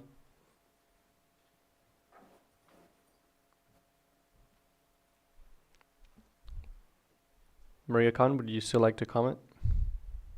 Yes, can you hear me now? Yeah, we can hear you. Oh my gosh, I don't know how I got unmuted. I was just listening. I'm multitasking in the background here. Okay, I just had two comments. I tried to hit the comments before the whole thing started, just to let you know that I had attempted to put something into the Granicus system, and it won't even let me log in. That's a terrible system. I could not get a comment in there because it kept popping me back to the login screens. So I just want you to know that there's an issue there. The second is, I don't know where this is going to fall, but there was one thing that came up with all these ordinance recommendations, and that is consumption lounges on the properties. And I just want to voice my opposition to them. Living on a road with a winery where people leave in a tipsy state, coming through our valley, we don't need people coming down off the mountain high, adding to that danger. So I just want to say that I'm actually very much against the consumption lounge idea. I don't think we need members of the public coming to these grows to sample the goods. So that's just my comment. Thank you so much. And now I'll unmute myself, or mute myself. Thank you. All right. Should we pick up where we left off on? Oh, yeah, go ahead. First and last name for the record. Michael Green. Kind of lost. We're about 20 minutes. I think we were still on odor control, but I want to echo everything County Council said as far as what this body does and doesn't do. And it was very concerning. The reason I first stood up is because I felt we were well off the beaten track. We're here to review recommendations to the ordinance broadly to all applicants and not to litigate somebody's existing complaint. So that was very concerning, and I hope we don't go down that road again. I was heartened to hear the State Water Board show up to this meeting. There's a bullet point that wasn't raised in today's staff report. I think it's an issue. There is, in fact, a de facto moratorium on new applications unless you happen to have one of the Willy Wonka tickets, as I call them. If you pulled a water discharge permit from the State Water Boards for cannabis cultivation prior to that 2020 cutoff date, you are eligible to apply for a permit. If you didn't, you're out of luck. So the effective amount of parcels that are eligible to apply in Lake County is limited by that clause. Elsewhere in the ordinance, there are provisions that make perfect sense. Once you get your use permit, then you have to go get all applicable state permits and what have you, including a grading permit, LSAs from CDFW, what have you.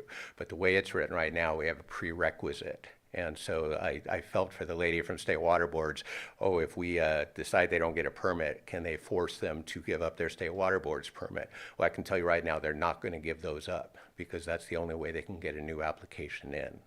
So there are people who are going into debt. There are people paying thousands of dollars every year to the State Water Board for permits that they can't use because their permit either hasn't been processed yet or they haven't got the ducks in a row to put in an application. So that's not on your bullet point today. I know there was some, I think Director Turner said the board had indicated brought in support that they want to keep that throttle in there. But what it effectively does is creates a protected business class. It stifles the ability of our industry to scale. It punishes people that weren't didn't have the ability, didn't even know where the permit process was 5 years ago.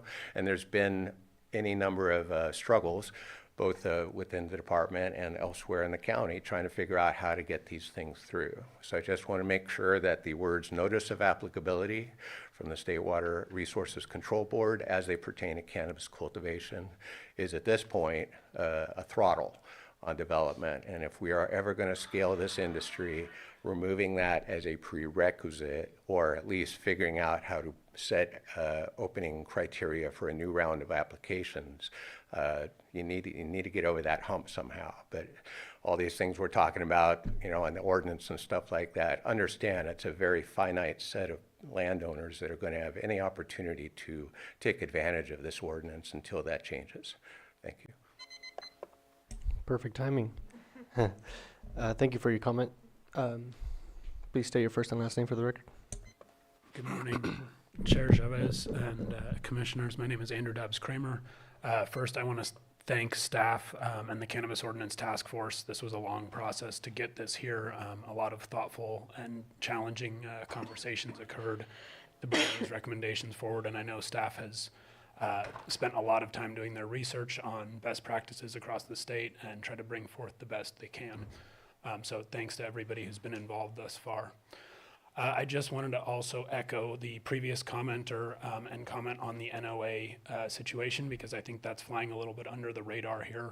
We're talking about setbacks, we're talking about zoning, we're talking about all these constraints on where these farms can be located, without talking about the largest constraint of all, which is the notice of applicability from the State Water Board. If that was not secured prior to the deadline, then no matter how good the property is, no matter how much the neighbors might like it, it might be appropriate, it's not available to cultivate on. So I think that's a policy decision that's been taken by the board, and that's up to them ultimately. But I think the idea of trying to take NOAs away from folks, or have people's NOAs canceled who might not yet have their permit processed, is just going to create a rush on the few properties that are left, and it's going to artificially exacerbate the problems of location. It's not actually going to be the highest and best cause for this county. I think continuing to understand that people, if they want to pay the NOA fee, if they want to stay enrolled with the state, let them.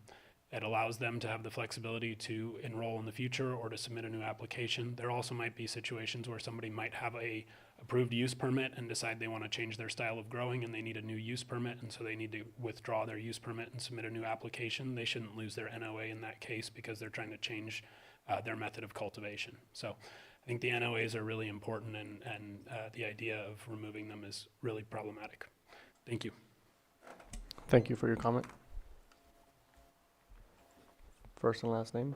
Tom Lasik. Just back on the conversation about odor and the concern about you're the only complainer. There is unfortunately, it is a culture that we're noticing, especially here in rural areas, where the decisions are made that, well, there aren't enough people around for it to be a risk. You can see I've poured through probably a dozen different major use permits, particularly in rural areas, and I'll say, well, there's only 2 or 3 families within this distance, so then, it should be fine. That kind of attitude or rationalization pretty much disenfranchises anybody that's in a rural area. I also encourage that the odor issue be looked at. In the case of Mr. Wilson, as an example, he's 800 feet away. If the ordinance was enforced to say 1,000 feet, the math works out that it would reduce his impact by over 30%. So it's a exponential relationship, not a linear. So every time you say double the distance, you reduce the impact by a fourth, or to a fourth.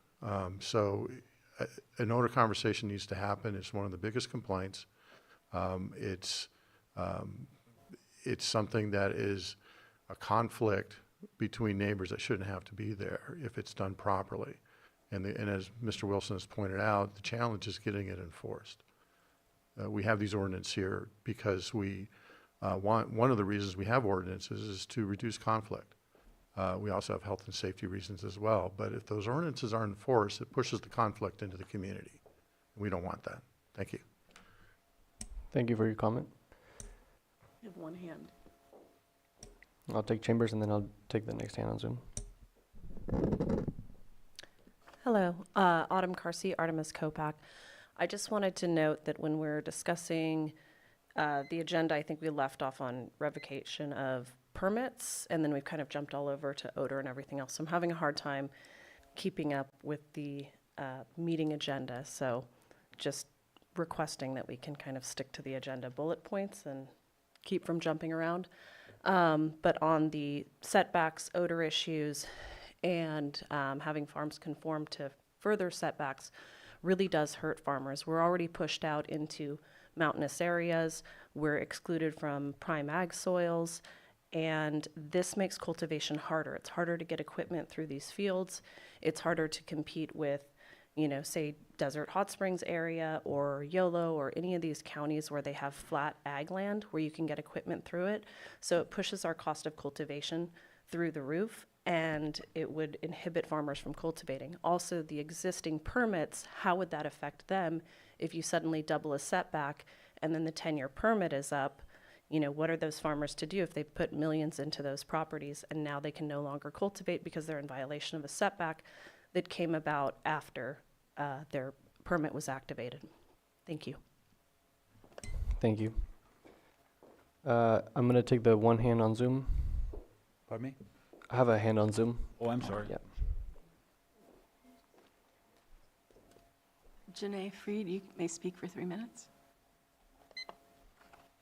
Oh. And in the Zoom room. Janae Freed from the Central Valley Water Board again. I just wanted to address what I think two of the public commenters had said. I wasn't suggesting that NOAs would be terminated automatically. I was suggesting that the county either notify me or the dischargers that if they do not want to get invoiced by the water board, that they would also need to terminate with the water board. The issue I have is lots of dischargers getting very frustrated with me and my organization for the invoices because they are no longer in the cannabis industry. Thank you. Thank you. So we're going to take a quick 5-minute, 10-minute break. We'll do a 10-minute break. So it's 10:32. We will be back at 10:42. Thank you.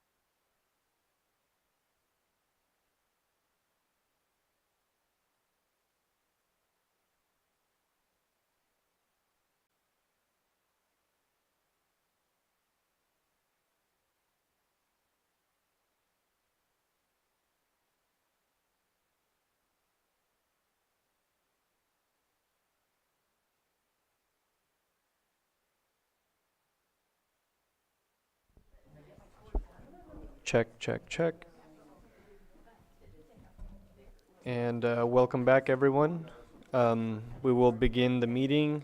It is 10:42 after our 10-minute break. So welcome back. And yeah, just like to continue where we left off. I do know that there was Certainly. yeah. I think we Director. stopped at opt-out and reduced canopy. Did we cover the site reclamation bond? I don't think so. Not yet. Okay.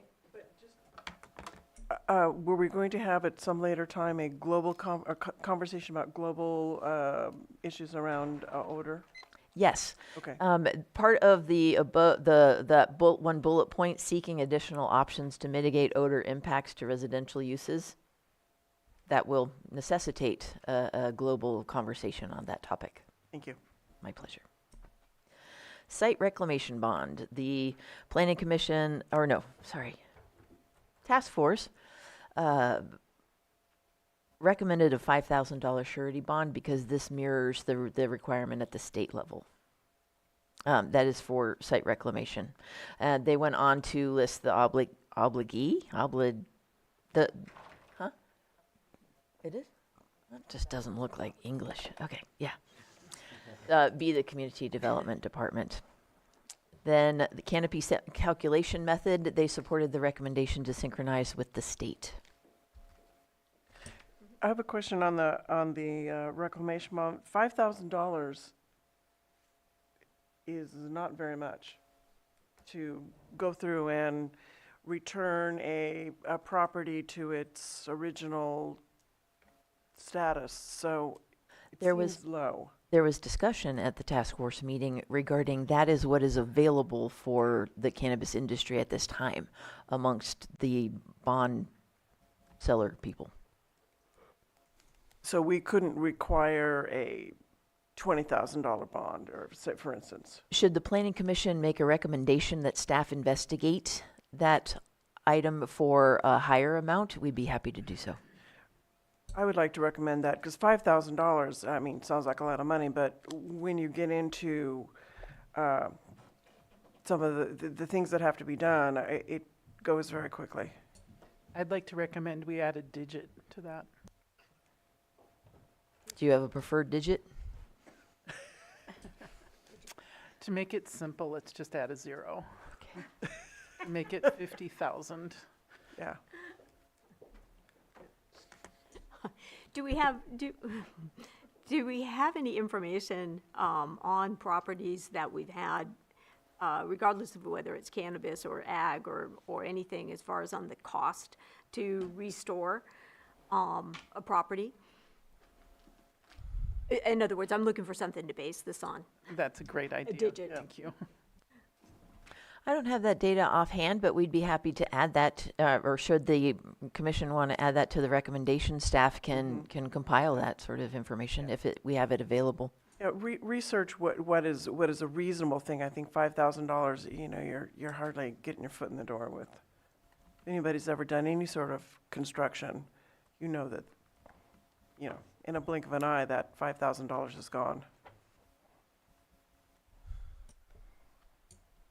Thank you. Yes, I could agree to a digit with some background research so that it is based on something, rather than just a figure we toss out.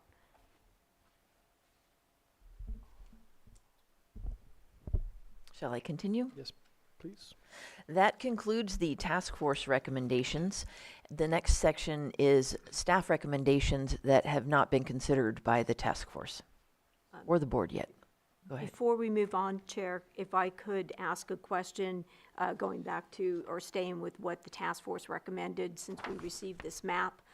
If I can ask a question pertaining, or comment pertaining to that before we move on. Yes, go ahead. So in the map that we received, there are pink splotches. Again, this is kind of hard to read with my eyes. But are the pink areas, are those the areas that are designated? Yes, those are the boundaries of the farmland protection zone. Okay. So in my comment, basically, again, as we all know, the Cannabis Task Force, actually, I think the the beginning here in the opening paragraph of this executive summary, it states that this update has been going on with the Cannabis Task Force for over 2 years, and actually, in reality, it's been almost 3 years, which is quite an amount of time since we've been in the effort of trying to update the ordinance, and that has seen many changes both in the industry and also with the Board of Supervisors and this board here.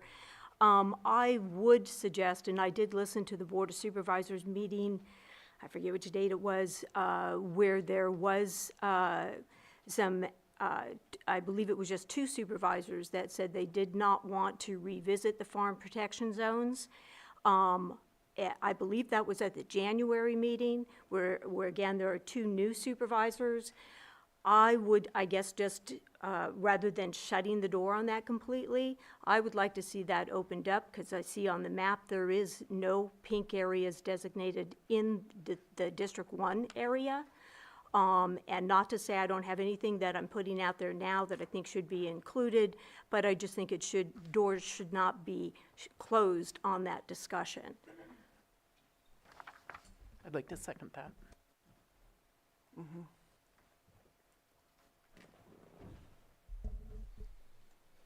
Thank you.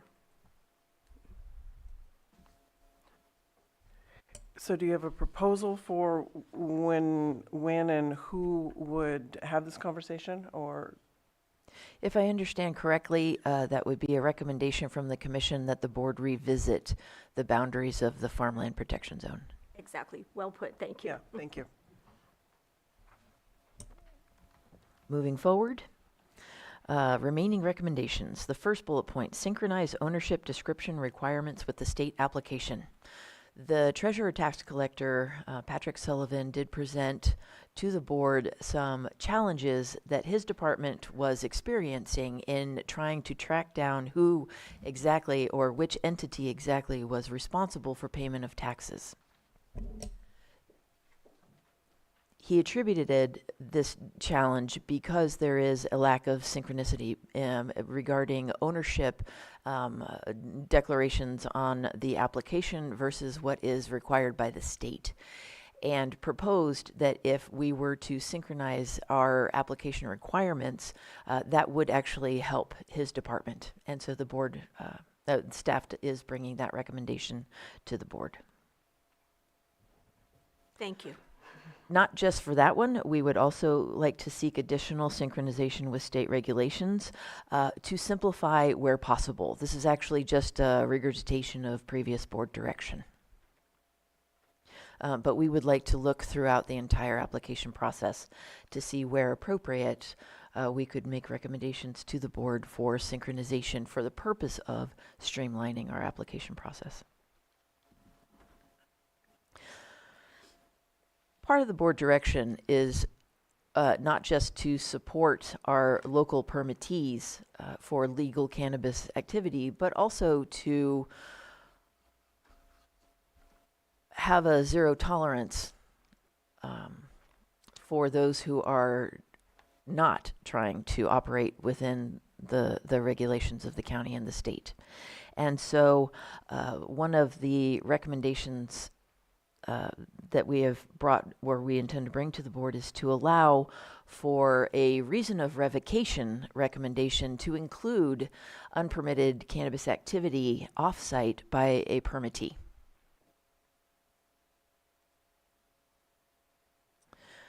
Next one.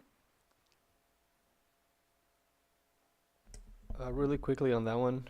So if an applicant has, they have an application or a use permit, and then they're doing something off the site, and then they would revoke their permit. It could result in a recommendation of revocation of a use permit, or, thank you for saying it differently because that just got me thinking, additionally result in a denial, a departmental denial for an application. Thank you.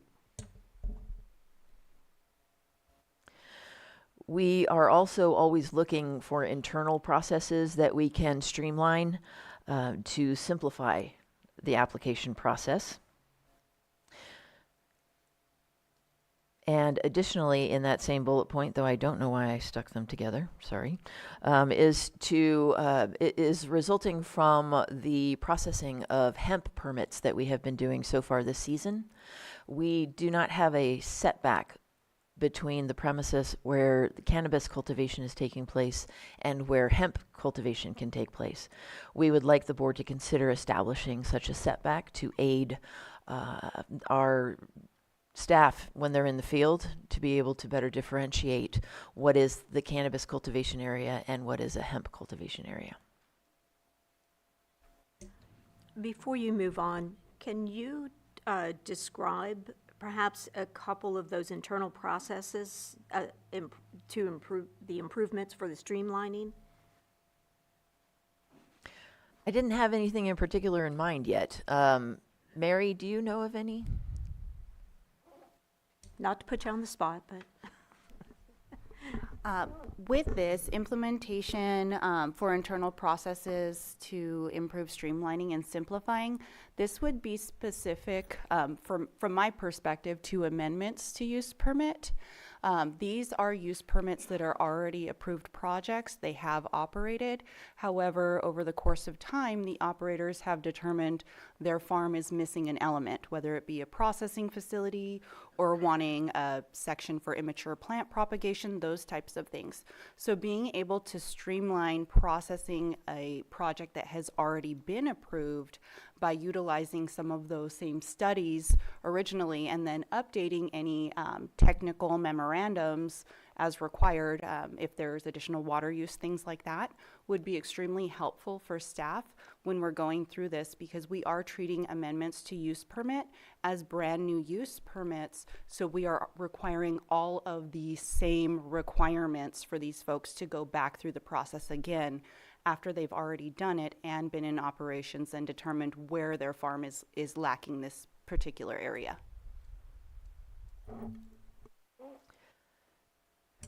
Can I ask a question on the consider adding setbacks for commercial hemp and cannabis? What is the thought behind that? Go ahead, tell them what you're seeing. At this time, there is no official setback between hemp and cannabis. The hemp ordinance does state that they must be on a separate premise. So with that, the state of California has identified different swaths or patches of land, and it's only to be separated by signage where the hemp is located.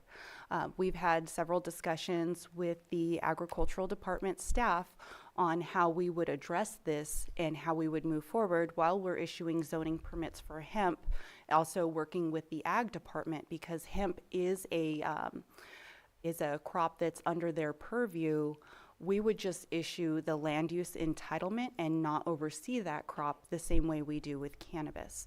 So we want to just tighten up those loose ends and make sure that we can identify in the field the separation of distances between the two crops, and make sure that there's no other underlying issues pertaining to those two crops being grown on the same parcel, separate premise. Additionally, in a few of the visits that code enforcement has done out into the same area that Mr. Wilson was talking about earlier, we did find not only 3 illegal cannabis grows, but we also found one of our permittees that had just expanded their canopy to grow outdoors, which was not part of their permit. It would be very helpful in future ways for us to identify that kind of a situation if there's supposed to be a setback between the cannabis and the hemp as well. Right now, if that person has a hemp permit, they could just grow right up to the fence. And so it's to help us identify more clearly and differentiate what is permitted and what is not. Also, in the last part of that one bullet point is we would like the board to consider setbacks between commercial hemp and off-site residences. That does not exist yet. Again, that is also to mitigate odor impacts. Okay. I just want to go back to, I'm sorry. I wanted to go back to the point before, the internal process improvements, and I don't need an answer to this right now, but I did want to just make a comment. and perhaps this is to be talked about at a later date. But in the short time that I've served as planning commissioner and different projects I've seen come through, is that I have seen that some people are in the queue, so to speak, for 4 years or so, before their project gets brought here before the planning commission. And so I'm just wondering, in all of this that we're discussing today, how can we streamline that process so that projects, whether it's cannabis or anything, is seen by the planning commission or the planning commission in 2 years or less. I appreciate that, actually. And I'm sure that there are, some learning steps along the way here, but. Well, when we're looking for internal streamlining, I am actually limiting that to projects that are complete and remain stable as far as the project description goes. When you're seeing 4-year permits, not so much years ago when we had an overwhelming number of permits, but right now with our existing staff that is all pretty well experienced in processing these permits, the longer term delays could be for changes changes in the project description that then require us to analyze those for CEQA as well. And so that can result in those types of extensions. But also an internal policy that we would like to establish is similar to the state in addressing stagnant applications. Those that aren't moving, those that have been incomplete, can just automatically be denied by our department or withdrawn. And that is an internal streamlining that'll help with that also. Next. The code, the way it's currently codified, allows for recommendations of revocation to go either to the Planning Commission or to the Board of Supervisors. Because the application, or because these appeals typically have, actually all of them, have resulted in appeals to the Board of Supervisors, I would like to actually start taking these appeals directly to the Board of Supervisors. I wanted to run that by you before that recommendation goes before the board to see if the Planning Commission really still wants to be the first hearing body on those appeals.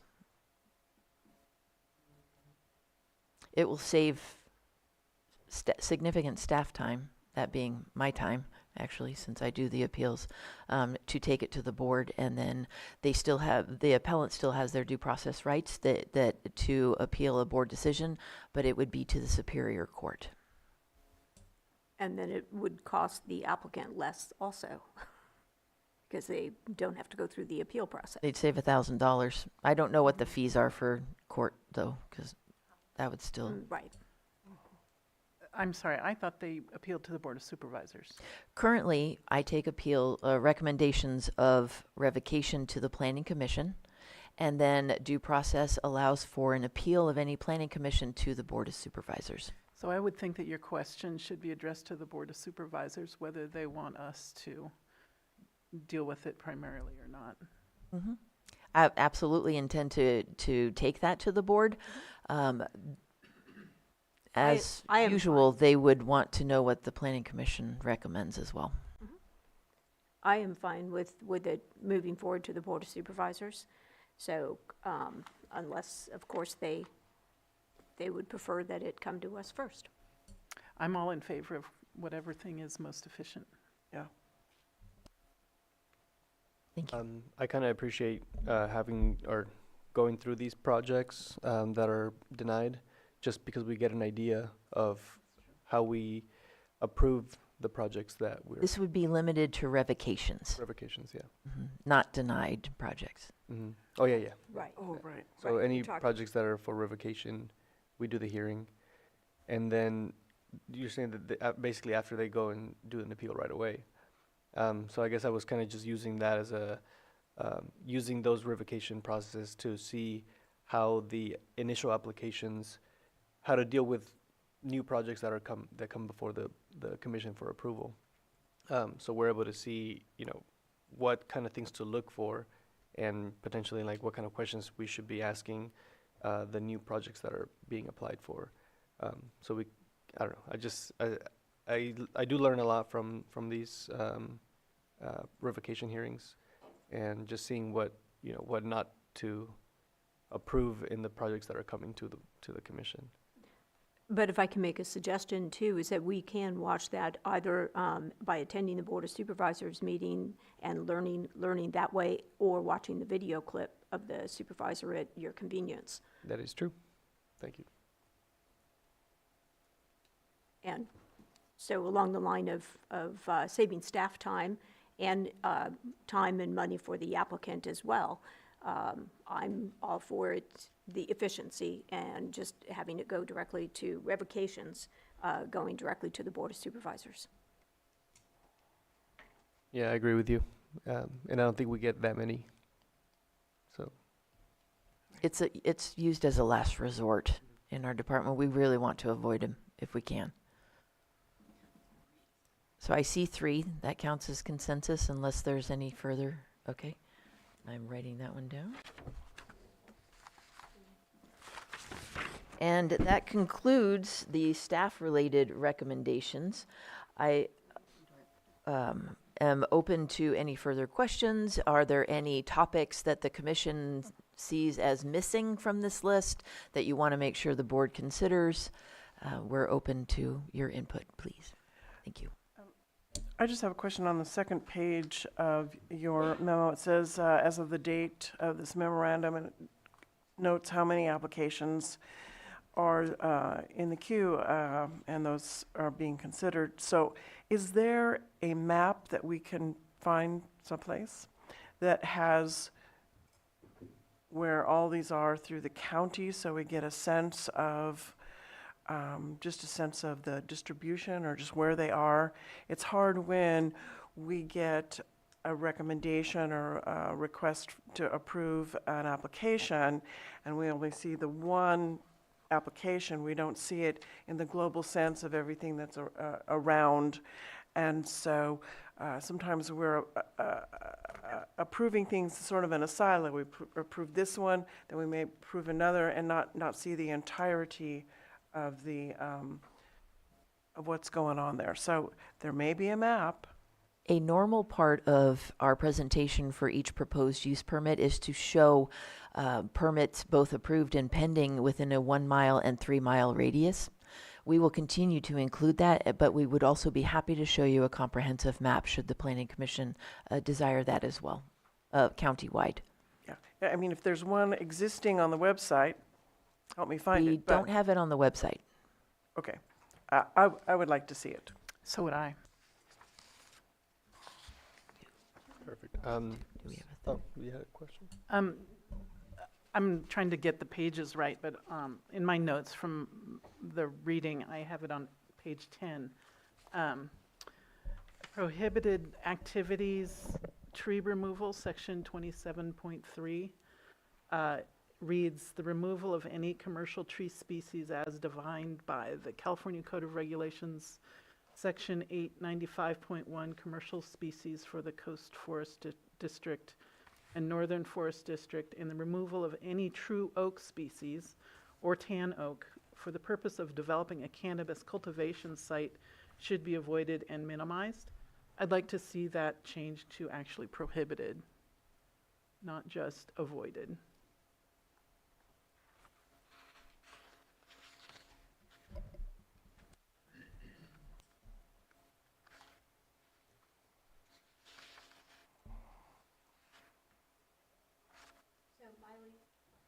Miley, are you in your attachment 2 or 1 or something? And I'm not sure which attachment it is, but it was the COTF recommendations that were provided to us last week. okay. It may help the commission to know that we do have a parallel process going on right now regarding development of an oak preservation policy, in which case, once that would be approved by the Board of Supervisors, it would apply to all discretionary use permits.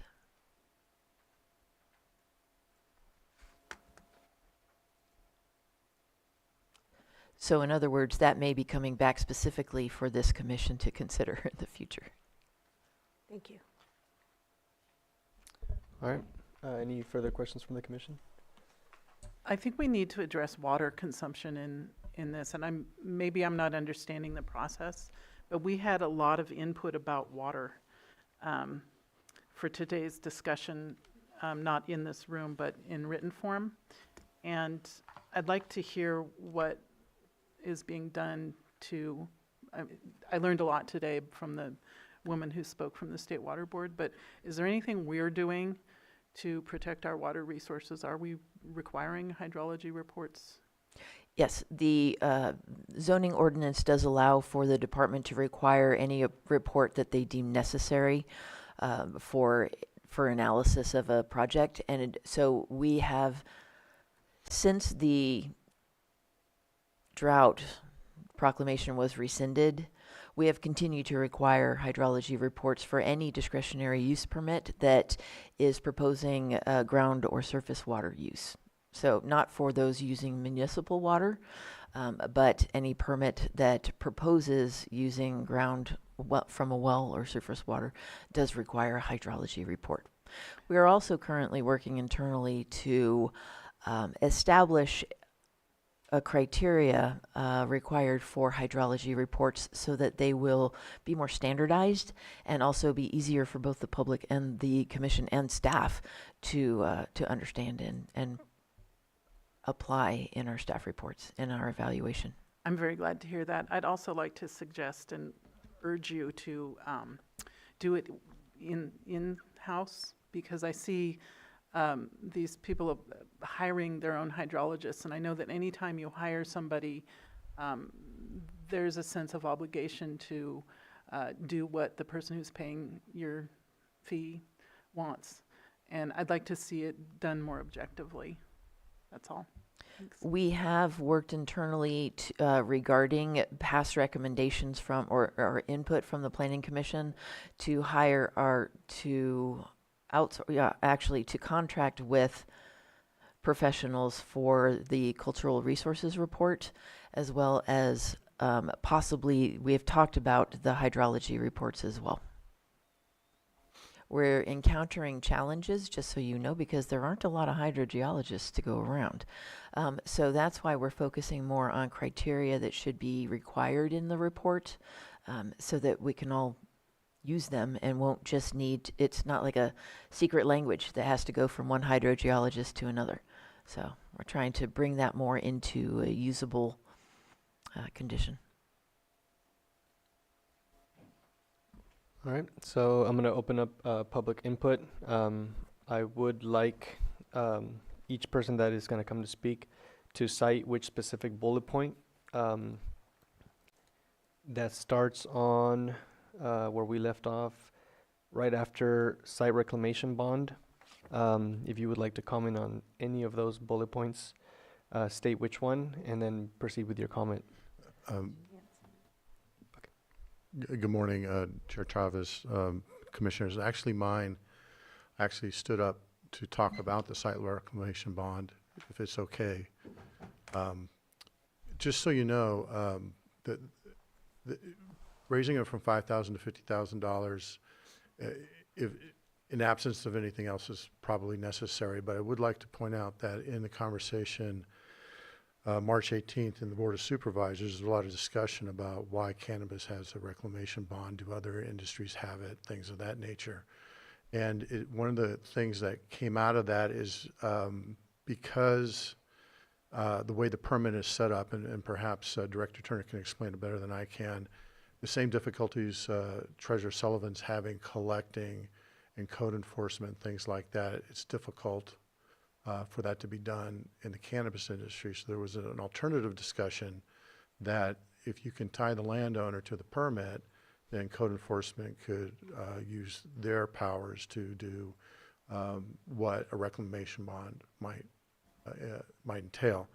So I just wanted to point that out. The other thing is on the Oaks, couple things. One of the things we're noticing is that when applicants get their land, is they'll do things like grading, for one pretext, or oak removal for another pretext, or well drilling for another pretext. Once that's done, then they open up the permit and they claim it as a pre-existing state. So there are things that you can do. I don't know if my mic's still on. There are things you can do in the ordinance structure so that that kind of game playing stops.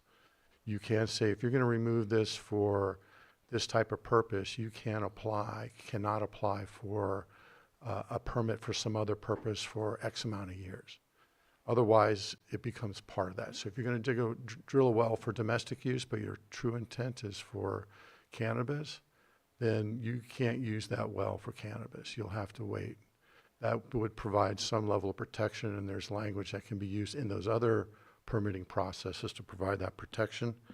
And then on the hydrologist idea, I think that's an excellent idea. The other issue we see is you hire the ologist, whether it's hydrologist, geologist, biologist, that gives you the answer you want to hear. And even if the county has its own, you can't see what they don't tell you. So one of the best practices is for the county to assign an independent hydrologist to do that inspection. And it would be just like you're basically inspecting the land to see if it's suitable. So it's like a home inspection. If I walked in and the planning department says, you don't need to inspect my home because my electrician said it was okay, it'd be on my property faster than you could say. That is our 3-minute timer. Yeah, thank you. But you get the idea. You can do it independently. It doesn't cost the county any more money. It doesn't cost the applicant any more money. But they're not tied to the applicant. Thank you. Thank you. I'm going to take one of the hands in the Zoom room. Please be sure to state which topic on the staff memorandum you would like to comment on. And you will have 3 minutes. Please state your first and last name. Hi, this is Maria Khan. I wanted to commend the commissioners regarding upping the site reclamation bond.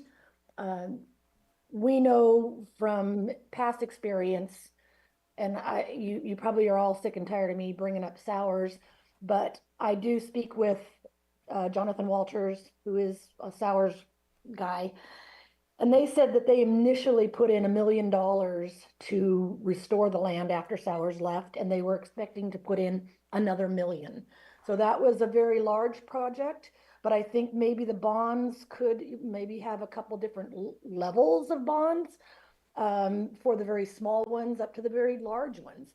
And 50,000, I don't think is unjust for any reclamation. That's a lot of money to have to restore land with various different departments that need to be involved to do that, like Fish and Game and all that. So I just want to say thank you to the commissioners that discussed that and bringing that the bond amount up. I think that's appropriate, and thank you very much for what you're doing here. Thank you. Thank you for your comment. We had another hand in the Zoom room. Yeah, it's a guest. Guest, be sure to cite which topic in the staff memorandum you would like to comment on. State your first and last name and you'll have 3 minutes. Hi, Skylar Lewan, and I wanted to speak urgently and clearly about 3 recommendations from the supervisors and staff that raise legal and ethical red flags. The first recommended text, a warranty check for property owners and applicants conducted by the Lake County Sheriff's Office for criminal activity warrants resulting in the possible suspension of an application. This is legally problematic because it creates risk violating due process. A warrant is not a conviction. It is an allegation, a procedural step. Automatically suspending someone's application based on a warrant turns suspicion into punishment without a hearing or a fair process. This is also in direct conflict with how the Department of Cannabis Control handles licensing. The DCC does not mandate denial or suspension based on a warrant alone. Applicants must be given a chance to respond and resolve their matters legally. Here's where the California Racial Justice Act comes in. This kind of a policy applied without safeguards opens the doors to racially biased outcomes. Black, brown, and indigenous communities have long been over-policed and therefore are more likely to have warrants or be under scrutiny. Using warrants to deny access to an opportunity is a form of systemic discrimination, and under AB 2542, that matters legally. The second recommended by staff, add suspension of the cultivation applications if the background check reveals an active warrant. We are looking at a presumption of guilt. This treats a pending warrant as if somebody has already been convicted, and that is not justice, that is profiling. It turns a procedural flag into a weapon for discrimination, and it conflicts directly with the California rehabilitation policies like Penal Code 4852, which promotes reentry, expungement, and integration, not permanent exclusion. The third recommended rule, allow for revocation recommendation of a use permit for the case of off-sited unpermitted cannabis activities conducted by the permittee or the property owner. This is an extreme overreach. Revoking a land use permit for something that didn't even happen on the property or may not even be a part of the licensed business is an abuse of permitting power. This opens the door to constant surveillance and punishment based on somebody's private conduct or associations. That is not legal land use policy, it is harassment. And under the unconstitutional conditions doctrine, the government cannot place excessive, irrelevant conditions on your permit. What does California law say? SB 1294 promotes equity, second chances, and exclusion. The Department of Cannabis Control regulates, requires due process. Warrants are not an automatic disqualifier. Ban the Box and the Fair Chance Act protect against blanket disqualification based on criminal records. Penal Code 17B protects the pathways to rehabilitation. Is County of Lake exploiting a gray area? Yes. Is County of Lake using zoning law to enforce criminal consequences without a trial? It looks that way, and it's legal. County of Lake is using the land use and zoning as a backdoor disciplinary tool to legally criminalize cannabis farmers even further, particularly those who are trying to rehabilitate and operating legally. This is setting a dangerous precedent. I call on the board to pause the implementation and request a formal legal review of these proposed recommendations by staff and the Board of Supervisors. We owe it to our residents and especially those rebuilding our lives to ensure that we are not violating the spirit or the letter of the law. Muleham. Thank you for your comment. All right, I'll take the hand in the chambers before I take another hand on Zoom. So if you would like to speak, state your first and last name for the record, and you'll have 3 minutes. Hello, Autumn Carsey, Artemis Kopak. With all due respect, I would like to formally request the recusal of Commissioner Monica Rosenthal from providing input on the cannabis ordinance, that her comments be stricken from the record. Commissioner Rosenthal is a known member of the Community Action Plan, also known as CAP, an organization that has consistently opposed cannabis project and actively lobbied for more restrictive regulations. Commissioner Rosenthal has also independently opposed projects publicly. These efforts have resulted in increased staff burden, delays, and additional resource allocation by the county and the cost of county valuable tax revenue. Throughout the Cannabis Task Force process, Commissioner Rosenthal has demonstrated consistent bias, including signing into a CAP-sponsored letter calling for the expansion of the farmland production zone, a proposal that was already rejected by the Board of Supervisors, which was also mentioned here today. According to a geographic overlay analysis of this proposal, it would impact 59 out of 162 farms licensed today. That's 36.4% of all farms licensed in Lake County if this protection zone were to expand. Currently licensed farms, these businesses have invested millions in infrastructure, land improvements, and workforce development that would potentially be barred from license renewal if these recommendations were adopted. Also important to note that cannabis cultivation in Lake County is already subject to stringent regulations, including a 20-to-1 acreage requirement, which is 5% of total lot coverage. Given this context, the presence of a voting member of CAP, an advocacy organization with a clear and well-documented opposition to the cannabis industry, raises concerns about the objectivity of this process. If a CAP member is allowed to vote, then the fairness dictates that a voting seat should also be granted to the representative from the Lake County Cannabis Alliance, or LCCA, to ensure balanced representation. Commissioner Rosenthal's continued participation poses a conflict of interest and undermines the credibility of this process. Her vote is prejudicial to the legal cannabis industry in Lake County and respectfully should not be allowed to stand. Thank you. Thank you for your comment. I did have one hand in the Zoom room. No, we're good. There's no hands. No hands in the Zoom room. Bringing it back to chambers, if there's any other hands in the Zoom room that would like to speak on the staff memorandum. Chair Chavez, could we please have a 5-minute break? I think we may be experiencing technical difficulties on Zoom. Okay. Thank you. We will take a 5-minute break. It is 11:22. We will come back at 11:27. Thank you.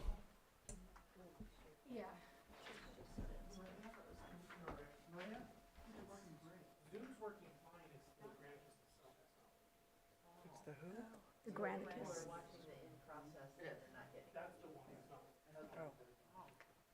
It could be a little louder here too. Ah.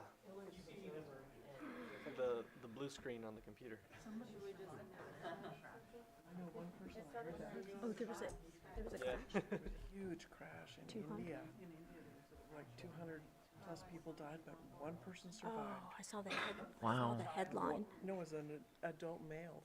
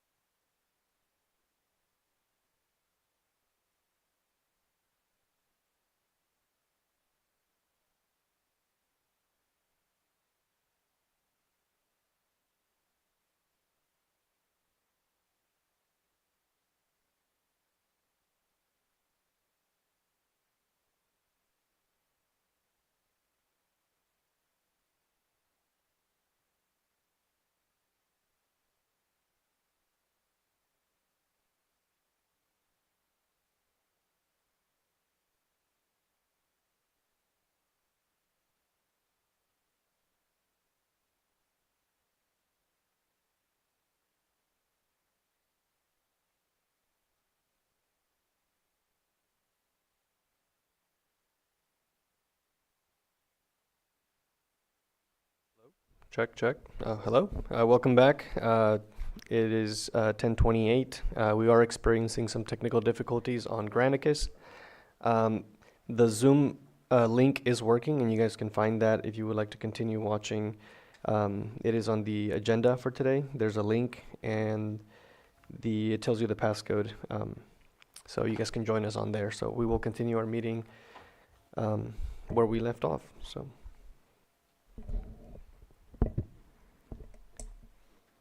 And where were we? Yeah, I think we were still public input is still open.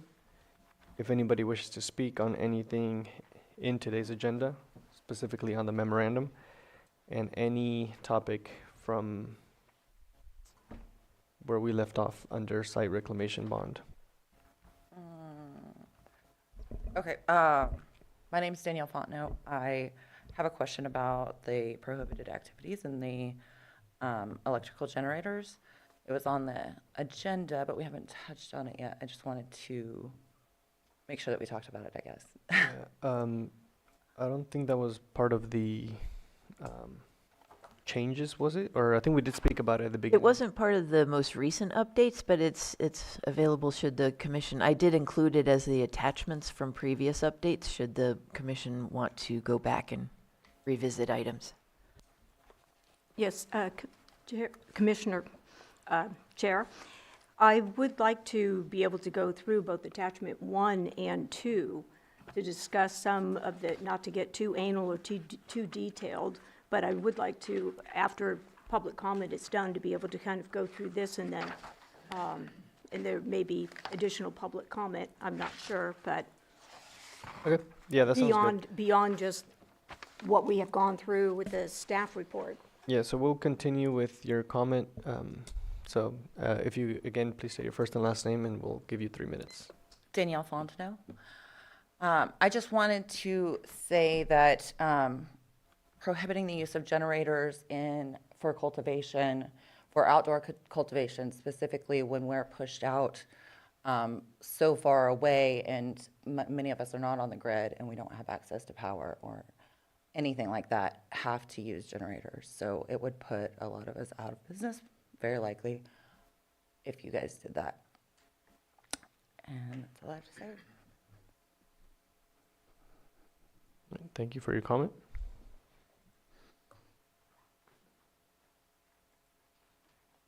Are there any further?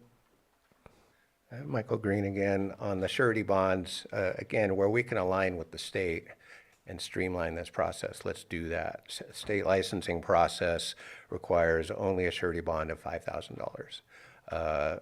It says at least, so I guess people conceivably could, but if you download the form you need for a state license, it's right there. $5,000 surety bond, you're off and running at the state level. I'm just informed, talking with the industry person, you may not be able to get surety bonds for an excess of that amount. So if we're going to be throwing digits at the end of surety bonds, let's make sure there's a nexus there for the need of remediation, and let's understand why the local process would require a greater surety bond than the state requires.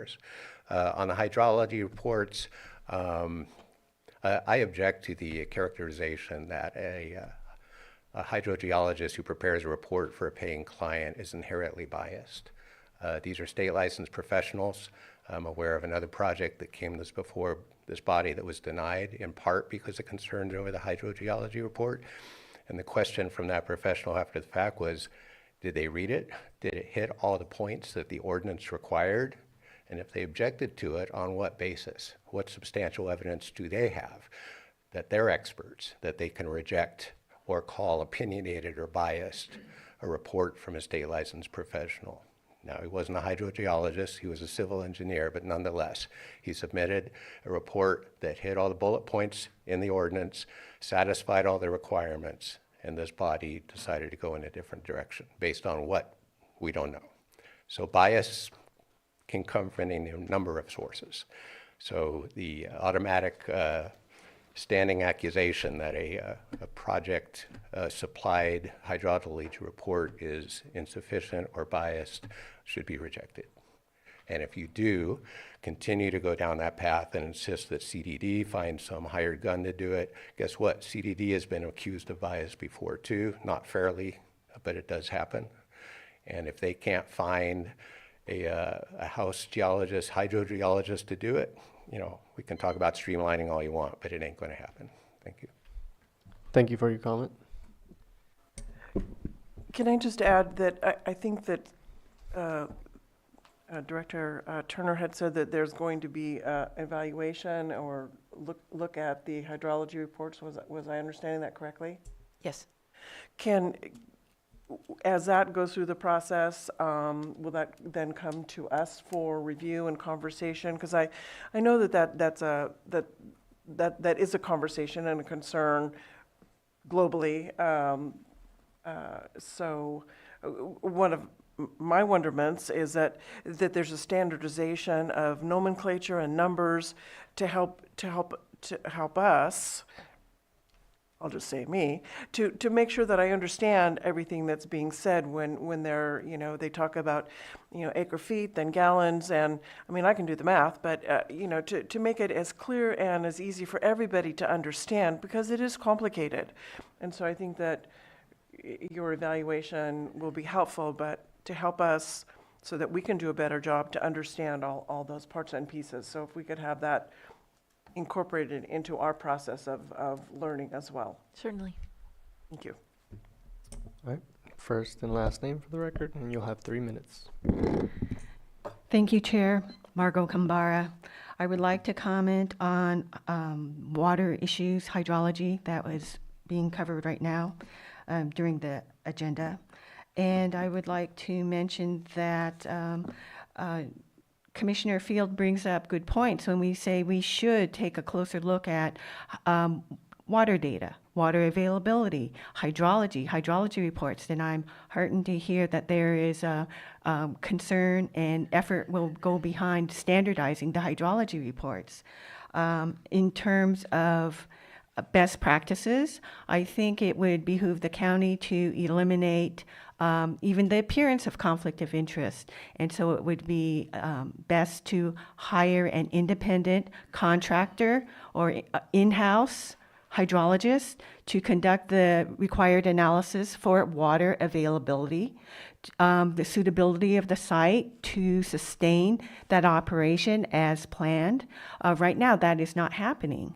The county does not have the resources as the structure is currently exists. A solution exists, though, so we can have independence, and that is the fees for the cannabis project permit can go towards an independent hydrologist to look into the suitability of that site. Right now, the applicant pays for the hydrologist. And I appreciate the earlier public commenter saying that, well, you should not assume that the hired gun for the applicant is not going to tell the truth. Granted, but let's employ best practices. Let's get an independent professional to evaluate the site. I also bring to your commission's attention a written comment submitted on this agenda item by, I can't find her name. Hang on. Environmental professional Peggy Lee. She raises important points about water consumption and the cannabis projects being considered. Specifically, the cannabis program's impact to the Sustainable Groundwater Management Act. And in general, we need more vigor and consistency in the project hydrology reports and the tests of water availability. The county does not use safe yield as a criterion for judging water availability. That should be included. Thank you. Thank you for your comment. We'll take another comment here in the chambers before we check Zoom. Say your first and last name. Bill Wilson. First off, I'd like to I thought the regulations ordinance in the county said that hemp was not allowed to be grown outside of a greenhouse if there's any pollination, any pollinators, if there were, that had to be pulled out. So hemp is required to be grown in a greenhouse. Cannabis isn't. But the second thing is, before the first break, and we were still on odor, I have problems with using the mitigated negative declarations because according to it says that if there's any determination whether the project has any significant adverse effects on the environment, you have to have an EIR. And I think things like odor, Lake County Air Quality District, Chapter 1, General Provisions says,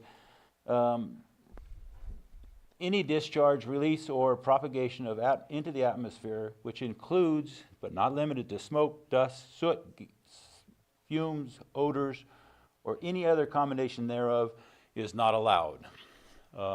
That's the air quality. As far as water, I don't know if the county is monitoring it, but I have pictures of the meter that they're supposed to have, the water meter. In 1 year, they used 714,000 gallons of water, and their report to the county says they used 106,000 gallons of water. So is anybody monitoring that? Thank you. Thank you for your comment. I'm going to take one hand in the Zoom room. Do we have any hands in the Zoom? Yeah, we have 3 hands. All right, let's do one hand in the Zoom room. Okay, first one is a guest. Hello, guest. State your first and last name. And Thank you'll you, have 3 Commissioner minutes. Chavez. My name is Angela Emerald. A few things going to the surety, the reclamation bond, surety bond. Just so you guys know, there is a surety bond for hemp that has levels for minimum requirements based on project size. Also, to the hemp point, I think the Board of Supervisors has the understanding that the hemp ordinance, or it was their intention, the hemp ordinance does not allow for cultivation of cannabis and hemp on the same parcel. This was discussed during a cannabis appeal at the Board of Supervisors earlier this year for a project in Kelseyville. So I'm not sure if there's a confusion of whether hemp and cannabis can be cultivated on the same parcel. As staff has stated here, it's difficult to differentiate by site only. A couple other things concerns that weren't discussed here. I would like to see it adding a request to have the permit application require properties located in an HOA or POA to supply a letter of approval. It's one of the issues that we've had to deal with out here. And then also a requirement for property taxes to be current alongside with cultivation taxes. Right now, the ordinance only requires that cultivation taxes be current, not property taxes. And I think that's another big issue that we need to address. I'd also like to state that I agree with Commissioner Fields that the oak tree removal should be prohibited to the greatest extent that it can be. Thank you. Thank you for your comment. We'll take the hand in the chambers. Good morning, Chair Chavez and Commissioners. Through the chair, I have a question. First and last name for the Excuse me, Andrew Dobbs Kramer. Thank you. Through the chair, I have actually a question for County Council. I believe a conflict of interest has been identified here today, and I believe government code requires that be responded to and addressed before we proceed with the meeting. I don't believe we can simply just move past that. So I'm curious if County Council has any thoughts on that. Thank you.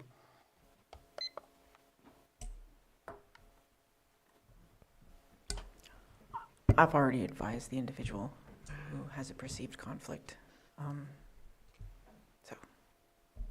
Okay, so Chair, would you like me to respond? if you would like to respond, yes. So first off, thank you very much, Adam Corsi, for giving some recognition to the Community Action Group. That group is doing some good work here in Lake County and has some good participants involved in it, looking at a variety of different projects throughout Lake County, including the Lake Pillsbury project. I was a founding member of CAP, and upon taking the Planning Commission position, I did remove myself from CAP. I no longer participate in decisions or letters or positions with the organization. However, I am familiar with their work, the same way I am familiar with the Lake County Cannabis Alliance work, of which there is one member that served on the Cannabis Committee, the task force committee, along with another member who both had individual personal financial interest, but yet served on the cannabis task force. Regardless, I respect their opinions. In fact, one spoke earlier today talking about lowering legal barriers. Having been a farmer since the mid-'80s here in Lake County, I can totally agree with that. And I welcome all of the cannabis industry to farming, which it has been overburdened by regulations for years upon years. So that we are in full agreement with in lessening. With those comments, I would like to say that I feel I can serve, and I have taken this position to serve, and I can serve in an unbiased manner to make the best decisions for the County of Lake. Thank you. All right, so we will continue with the hand in the room, in the Zoom room. Yeah. Betsy Kahn. Please state your first and last name for the record, and Thank you. you'll have 3 minutes. Central Public Information Center. I want to comment on the question about the evaluation of available water and the use of the explanation that every permit considers the cumulative impacts within 1 mile and 3 miles of the existing permit application. I've watched these hearings and observed that even though the planner presents a slide that says there are X number of projects within 1 mile and X number within 3 miles, no analysis is done of the cumulative impact of all of those extractions that have been authorized and the current application. This is a subject that I've written to the grand jury about. I believe that the Planning Commission a couple or 3 years ago heard a presentation about the necessity to establish thresholds for evaluations of this critical component of our environment. It still does not exist, and I think it's very important that you keep in mind that every time you issue a new permit, you say, well, we don't know what the cumulative impact is because we don't have a tool to do that. I think you need to develop that tool and consider those cumulative impacts. We also have a state requirement for drought management planning, and currently the Community Development Department is responsible for the development and implementation of a plan that addresses small water systems, 15 units or less, and domestic wells, but there is no agency or organization that is at this time assigned to address the future drought planning for all of those groundwater basins that you are permitting to be used for cannabis operations. Thank you. Thank you for your comment. Another hand in the Zoom room. Yeah, Richard Durham. Richard Durham. Please say your first and last name for the record, and you'll have 3 minutes. Yes, my name is Richard Durham. Thank you. Let me know if I'm speaking out of turn here. It's about an item on attachment number 1. Can I speak to that? Is it activities zoning permits attachment? No, it's the type 9 retail delivery only.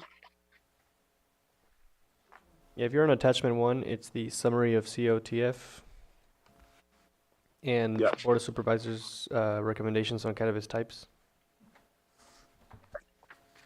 So in there it says allowing this type of business to be available, permitted cultivators. The business model discussed included tourists visiting cultivation site with the ability to purchase local products to be delivered where they are staying. I'm wondering, why can't the person who purchased the local product just take it with them? Why are you making the cultivator run around town trying to find where these people are staying? And what if he has multiple sales? Let's say 5 people bought 1 ounce from him. Once he puts those 5 ounces in his car, now he's breaking the law when he's out on the road. So I'm wondering, why was that put in? And if so, could it be removed? Thank you. Thank you for your comment. I had a difficult time understanding that. I think I understood it. The speaker is questioning at the bottom of page 1 on attachment 1, the summary of COTFPC and BOS recommendations on cannabis permit types, type 9 retail delivery only. He's questioning why it would need to be delivered and why couldn't somebody just pick it up on location? The note says to alleviate the pressure of the C2 zoning district where community main streets are located. Well, that's the reason for the I'd be happy for to allowing address this if the chair would like me to. These are different license types that are available at the state. Type 9 is retail, which is delivery only, which does not include a storefront, whereas the line below it is type 10, which is retail storefront. So the task force and the board wanted to allow different options for cultivators, one of which being either you just deliver it to them or you apply for a type 10, which is a storefront, in which case you're encountering this level of permitting for that to be allowed as well. So to remove it would actually remove an option available for our current permittees, and the board was interested in increasing the amount of options for current permittees. Thank you. I learned something, and I compare it to my own farming operation. I grow pears, but I do not sell them retail. I don't have a retail location. But if someone comes to town and wants to buy some pears, I'd like to be able to deliver them to their hotel. The discussion at the task force centered around mirroring kind of the winery industry as sort of an agritourism option for cannabis in the future. And we'll take the next comment. Nara Dahlbacher? All right, Nora, state your first and last name, and you have Yes. 3 minutes. Great. Hi, Nara Dalbaca again, again with LCCA and also served on the task force. I do want to just comment on the request for recusal and some of the things that were stated on the task force. The folks that were appointed who work with the cannabis industry, myself and Jennifer Smith, were seated in cannabis-specific seats on that task force, one for the LCCA and one for the cannabis industry, both of whom are stakeholders, and we represented those interests with transparency. And I think that what we should look at is potentially the letters that Commissioner Rosenthal signed her name to and the policies that are listed within those, and see whether things that fall under a period of time when she was signing the letters are policies that perhaps should be recused, or at least get some kind of a written response from the county about this. There are votes coming up in the future, and this is the District 1 representation. District 1 has a lot of cannabis businesses and a number that would be incredibly negatively impacted by the suggestions in the cap letter. And we need to know that our representative, I live in District 1, our representative in District 1 is representing the entirety of the community, including the cannabis businesses that are in District 1. And I actually I did not have any financial interest in any cannabis in Lake County. I'm not a cannabis business owner. I'm a licensing and government relations expert, and I chose not to take a single client in Lake County because I didn't want to have a conflict of interest while I served on the task force, and I served for 2 years longer than I thought I was going to, so it wound up being a bit of a financial hardship for me.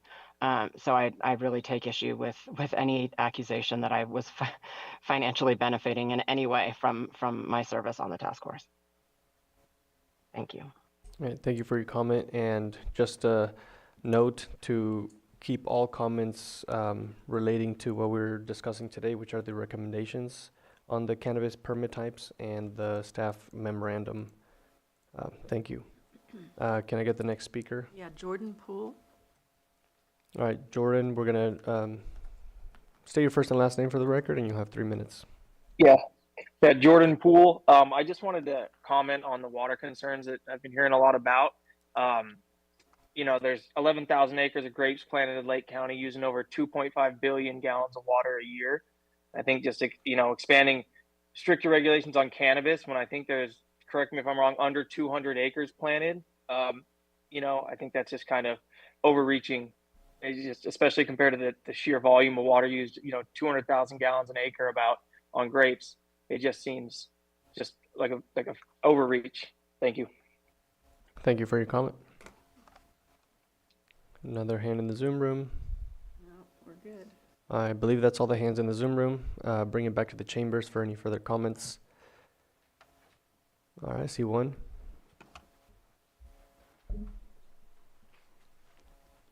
First and last name. Mr. Chair, I have a question about following the agenda. At some point, will there be an opportunity for public comment on this agenda topic in general, like an overall comment about the staff report or staff recommendations? You can do your comment now if you would like. Well, thank you. I Yeah, you'll appreciate have that. 3 minutes. Certainly. Commissioners, thank you for this opportunity. Margot Kambara. Revising the ordinance alone will not eliminate major cannabis issues in our county. There are cannabis problems in the county that won't be fixed just by revising the ordinance. We've heard of it just today. We heard citizens bring up the question, is staffing level adequate? It's written in the ordinance that we're going to change setbacks maybe, especially for odor. Will that fix it? Well, if there's a complaint, just call code enforcement. Code enforcement will take care of it. We found it's been years since complaints have been made at the same site about odor complaints. It hasn't been resolved. So that's what I mean by just revising the ordinance alone won't fix the problems. There are problems with the mechanics of the cannabis program. Not enough staffing, not enough staff to do what is in the ordinance to make sure that everything works properly. The annual reports are required now. Among the points on the annual report, look at water usage. We know that there are growers who are exceeding their water usage, but there are no consequences. And then we have professionals in the environmental field who are cautioning us, we are in a drought as a state. We should be careful about our use of groundwater. We have a basin that is under state observation. We need to be very mindful of our water usage. So that is just an example of how it's short-sighted now to think that just revising these ordinances will fix our problems. Not only that, there are major issues that were raised by the public that have not been addressed. They are not addressed in the pages and pages of recommendations that staff and the task force have brought to you. They're not even addressed. They were of that dozens of issues. CDD and COTF agreed to address maybe 2 or 3 of them, but the task force was disbanded before that was even considered. So what you are looking at is an incomplete pie, a half-baked cake. And really to do justice to the county, for this to be a win-win for everybody, for the industry, for citizens, for the county, we need to include and address public concerns. Thank you. Thank you for your comment. First and last name? Tom Lasik again. Good afternoon. I'm not sure what the process is here, but as I mentioned at the very beginning, there were a set of comments that the community put forth that were supposed to have been included in the ordinance revisions, and it didn't make it in there. And I think that's in the public comment section. Before I go on, if it's going to be discussed, I can wait, but if it's not, I can continue. So, because there's a couple things there I did want to discuss while I had the chance. Well, you can discuss them now. We'll still have to bring it back to the board. Okay. So in the recommendations from the community, there was a discussion about homeschools. I know this came up in front of the Planning Commission a month or two ago. And you were told that you don't have the authority to make that decision. But you now have the authority to make that recommendation that homeschools be included as one of the types of schools that are offered the same protections as other public and private schools. Since COVID, we've had a lot more homeschooling occur. As you know, in that hearing, it came up, and and Mr. Green here, I don't know, yeah, he's still here. Hi. He mentioned that when they were building the ordinance, they considered homeschools, but they couldn't find a way to get it in there without the applicant self-declaring. So apparently at one time there was a desire to not exclude homeschools. So I encourage the commission to ask for that if that's something that you feel you want, because it was clear a month or so ago that was something. The other thing related to schools is that the setback in the schools in the ordinance is not the same as what it is in the state. The state language is 600 feet from parcel boundary to parcel boundary. And here in the county, it's 1,000 foot from the cultivation site to the school parcel boundary. You would think that would be more protective, but in the research I've done, it's not necessarily so. So I've looked at the Cobb School, I've looked at the Middletown campus, the Lower Lake campus, Lucerne, Upper Lake. I have not yet looked at Kelseyville, which is an unincorporated area, and I haven't looked at the private schools. But for the most part, the way the language in the state actually provides more protection. So what I would encourage is to maybe take a look at that language and say 600 feet from parcel boundary to parcel boundary, or 1,000 feet, whichever provides the most protection. Because the way it's set up, it's goofy, and I can provide. I'll close it real quick. I can provide in a later comment the maps that show what I've been able to find. Thank you. Thank you for your comment. Are there any more comments in chambers?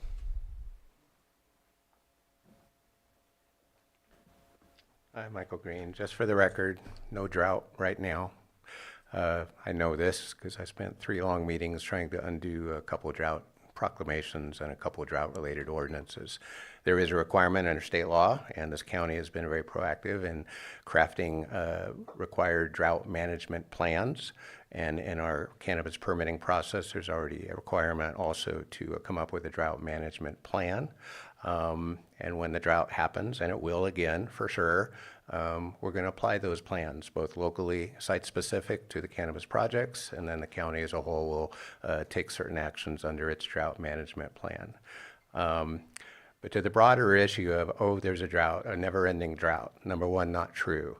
To the broader issue of water management, cumulative impacts. I have great respect for Betsy Kahn and EPIC and all that, and I understand even our ordinance calls for examination of cumulative impacts.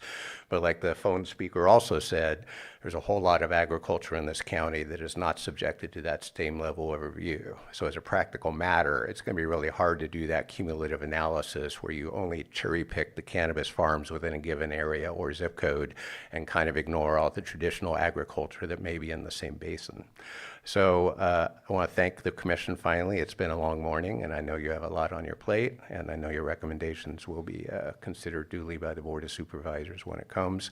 But it's been a long haul, and I'm glad to see even a little inching toward the finish line on this ordinance. And I do think the overall goals of streamlining, creating new license types, providing clarifications that are needed when they are needed to protect public health and safety. This is not our first rodeo, and you should have seen us in 2016, 2017 as we were doing the first drafts of this ordinance. And I was a little lowly grower's advocate at that time, also not making a dime from it. So thank you for your time. Thank you for your comment. We're still in public comment, so if you'd like to speak, state your first and last name for the record, and you have 3 minutes. Autumn Carsey, Artemis Copac. As somebody that has homeschooled their child in the past, it is very easy to get a homeschool certification. So that would mean that anyone that opposes a cannabis application can just register as a homeschool and knock that application out of the process. I think that's extremely prejudicial to this process and to cannabis operators. Thank you. Thank you for your comment. Do we have any hands in the Zoom room? No, Mr. Chair. All right, no hands in the Zoom room. Last look in the chambers. We'll take one more in the chambers. Say your first and last name. Thank you, Chair. Margot Kambara. This will be brief. For your edification, commissioners, I draw your attention to the California Water Commission's white paper released January 2024. Title is Potential State Strategies for Protecting Communities and Fish and Wildlife in the Event of Drought. In this white paper, the authors inform communities such as ours that we are in a state of persistent drought. And for our own benefit and well-being, we should prepare. Thank you. Thank you for your comment. Are there any any last hands in the Zoom room before we close public input? I'm seeing none. Last look in the Zoom room, and there's no more. So we'll be closing public input and bringing it back to the commission for further discussion. I guess I'd like to just if there was any things that you guys picked up from the comments that we received that you guys would like to explore further or make any recommendations or changes, right now would be the time to do so. Well, again, if, again, this is up to to the chair and to my fellow commissioners, but I would like to go through attachment 1 and 2, in sequence page by page and see if any of us have comments on the items there, which some of those items include what the community here has brought before us. Okay. I guess my comment is that I did that last night, and I noted the things that were of issue to me, so I've already made comments on everything that I felt strongly about. Is there a specific item that you would like to review? Well, I did have one question, and this may be for staff. I have several questions, but to begin with, yes, I had a question which was brought up from a public comment from a green sheet we received as well. Anyway, but I don't really understand, or I wanted to find out what staff's comment may be on the SR and RR zones. So there was a comment that was made that was mentioned during the Board of Supervisors meeting, something about. If you're referring to the green sheet that we had recommending cannabis permits be removed from suburban reserve and rural reserve, staff has no comment on that, actually. But that is already been a determination by the board, and so we do intend to take this public input as an attachment to the staff report going before the board so that they can address it at that time. Thank you. So, and then the other, did you have a comment about that? The other comment that I had in regard to, and I'm on page 3 of attachment 1, in talking about cannabis special events And I guess really my only comment about that is I would just like to make sure that we are consistent with regulations countywide for other activities, for both wine, for beer, for any special event. Which, again, I think that we've brought that up before, consistency both within the county and also with state regulations, especially when it comes to cannabis. We currently have a zoning permit process for a certain number of special events, but as exists in a number of our wineries or other venues, should it be used as a special event center or location for ongoing special events, that does require discretionary use permits. So the recommendation as it stands now, since a cannabis special event is not creating a special event center, but it's rather having, it's like a one-off, having a certain special event at a location at a certain date. The recommendation is to fold that one into our existing zoning permit for special events. Okay, thank you. Any comments from my fellow commissioners on events? No. Can you just, when it says by state law, cannabis event requires a licensed event coordinator. I know what those words mean, but what does that mean practically? So if you want to be a special event coordinator specific to cannabis, it requires its own license at the state level. You can't just be like, hey, let's wake up and have a special event for cannabis today. There's a lot more rules and regulation and sort of preparation at the state level as well as the local level in order to do that. One of which is actually getting a license to be a cannabis special event coordinator. I think it'd be similar to having being like a third party bartender, or like when you would hire somebody that's licensed in bartending and they could bring their event to you or vice versa. Kind of, yeah. It is a recognition of the guidelines that are required at the state level, and it is something that we would put in as a requirement for an application for a cannabis special event as well, to make sure that we're compliant with state law. Thank you. I have a procedural question. We've made a lot of comments today, but we haven't made any motions. And I'm wondering, how will our discussion be presented to the Board of Supervisors? And do we need to write something up or direct staff to write something up? Or I appreciate that. I have been taking notes and was going to recap where consensus was established so that the commission can consider either taking action to that or to modify it if I got it wrong. So, and I'm happy to do that whenever the chair says it's time. I'm satisfied with your taking notes and presenting them. I've been typing furiously. I don't want to miss anything. So if there's no further, I have more comments. Okay, continue. So on page, I think it's page 7, I don't know, my pages here are not numbered in attachment 2. I think it's about page 7. Just talking about, it's a section talking about compliance monitoring, section 27.13, says page 27 through 155. In the COTF comments, it seems like that first paragraph in the box should be removed that states to reduce annual inspections to every other year unless there's a transfer of ownership. So, and I state that because, well, and then next it goes to compliance monitoring, which is inconsistent. Then it says that the cultivation site shall be conducted annually during the growing season. The action or recommendation from the task force is to allow it to go to every other year after 5 years of inspections in good standing. We can work on clarifying that wording so it won't be confusing going forward. Okay, thank you. Oh, and then a question for staff about the performance review process. So, and this is what I was referring to earlier on, I think, almost the very start of this meeting that I figured we would get to at some point. But how does that work where it states in the middle here?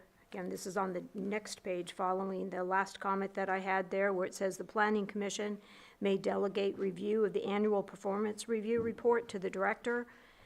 So, but I just kind of wanted to get a feel of what all that is. The way we're thinking that that's going to work is instead of giving you 120 and an ever increasing number of annual reports for you to review in open session, we would conduct our internal review and then bring you sort of like batch reports of these are all consistent with their project descriptions. These are where we've encountered some issues for further discussion. So it would be an easier way for the Planning Commission to consume that data in your meetings and not have, we'd not have to have meetings that are long enough for you to fully discuss and consider individually over 120 cannabis annual reports, but still make sure that that review is taking place. Thank you. On the next page.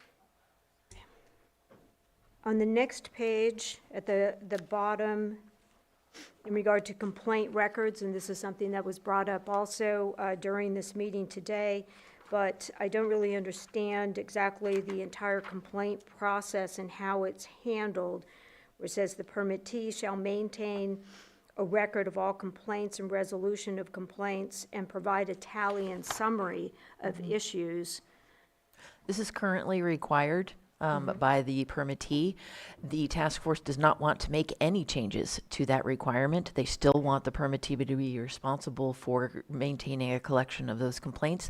This is actually a formatting change. So just changing the location of the where it would be in the code. Okay. Great. And then in the next section, the identification of emergency contacts.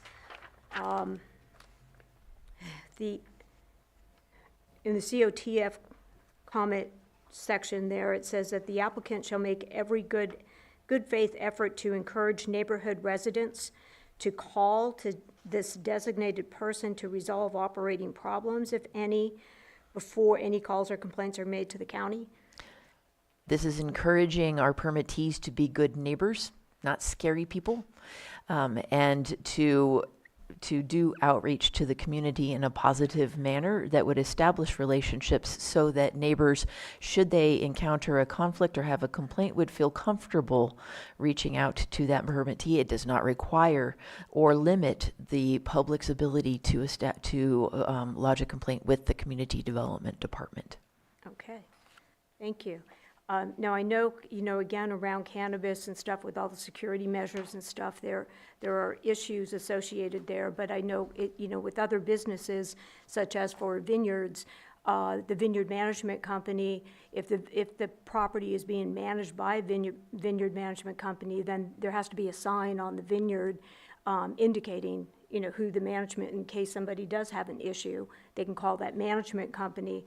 And of course, we have with other businesses, we have a business directory, we have our Chamber of Commerce listings, and I'm just wondering, and I'm going to throw this out there to LCCA also, is how can you help, as far as in order for us all to be good neighbors and be able to connect with people rather than LLCs. So, moving on to the next comment that I had. Did you want to answer? Oh, no, I was just making a comment. But if you want to answer. No. Your question is a good one. I just didn't know if you had a recommendation. On the next page, I appreciate the change from the title change from water use to diversion of water in that section. And let's see if I had. Oh, and then the other question that I had is, again, I have no idea what page I'm on, but at the bottom of this page, it talks about prohibited activities, electric generators, et cetera, and I know we had one speaker today speak about generators, and I guess I just would like to put a plug into, I'm a little bit confused about, exactly what the expectation is for the use of generators in regard to cannabis operations, especially in remote locations. And also, as one of the previous hearings that we had, with the use of, I believe in one of the past applications, there was where the applicant was talking about using solar, and then with the generator backup. And that just seems to be kind of going into a different avenue also, and saying they're not using PG&E at all, they're relying on solar, and how does that impact the use of generators? So I would hope, and I would hope that my commissioners agree, that there needs to be a little bit more clarity around the use of generators for any agricultural industry. Currently, our existing code does not address generator use for cultivation. It addresses, or outdoor cultivation. It does address it for other types, and we considered this an inadvertent omission in the code. That we took it to the task force, and they agreed and said that generator regulations should apply to all types of cannabis-related activities, including outdoor cultivation. Additionally, all generators should comply with the California Fire Code requirements to ensure that they're not going to be setting wildfires. Just a comment. We had some public comments today about generators, and it occurred to me that we do have the technology now to have photovoltaics that can provide adequate power with batteries so that it's day in, day out, whether it's cloudy or not. Mm-hmm. I don't know legally whether we can require that in lieu of generators, but it's my understanding that generators that are run on fossil fuels are more likely to cause a fire than photovoltaics, but I'm no expert on this. So. Additionally, there are requirements for safe storage of hazardous materials that are already in place and enforced by environmental health. Also, one moment. It has been conveyed to the board the extended time it takes either to get hooked up to PG&E or to build your solar system as well. So the board is aware of that also. But in general, generators are recommended for use only in unforeseen emergencies. There are certain circumstances under the current code section for cannabis that allow generators only for emergencies, and there are criteria under which that occurs. And sort of generally speaking, an emergency is not the individual cultivator's emergency. It's an emergency that the cultivator had no control over. So earthquakes, fires, power outages, things like that. If there is not an outright prohibition or restriction already in the ordinance, that does not mean that a person has free reign to do as they please. They're still required to follow state law, local ordinances, fire code, all of the building codes, safety regulations, anything that would otherwise apply to the machinery that they are implementing or proposing to implement, and any kinds of fuels and ancillary chemicals that go along with that machinery. This includes a CEQA analysis, all of the generators that may be used with the project, any project, not just cannabis, but any growing project or a proposed project, must be identified up front. They must be analyzed as part of the CEQA analysis, and their impact must be mitigated.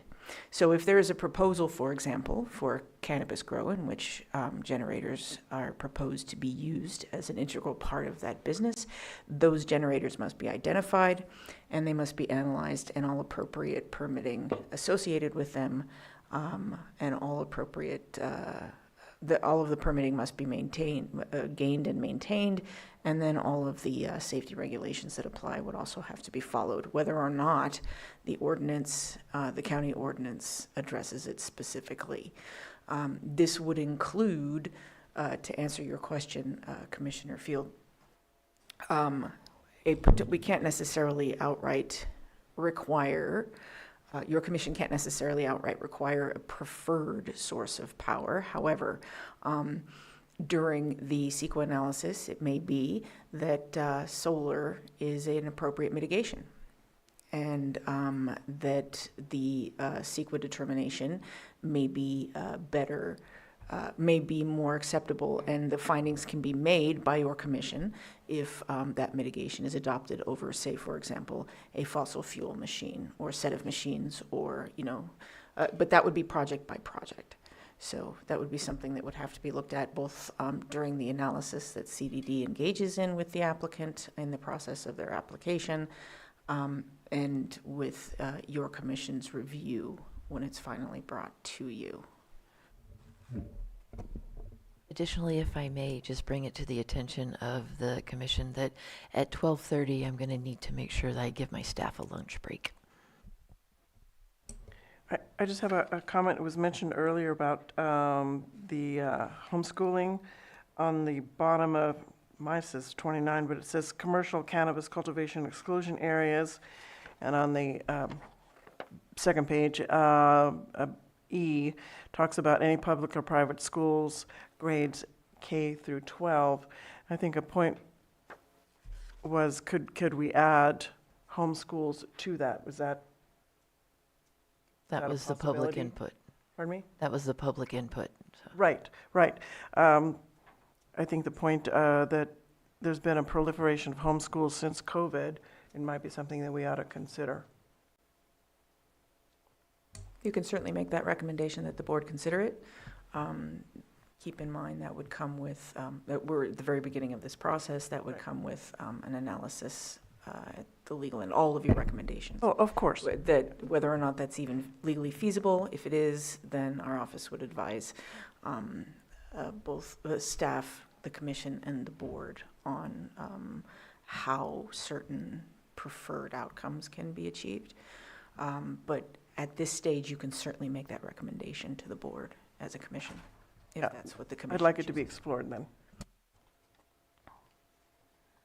At this moment, I'm looking for nodding or some establishment of consensus from the commission to add that to the list of stuff that I'm going to read back to you.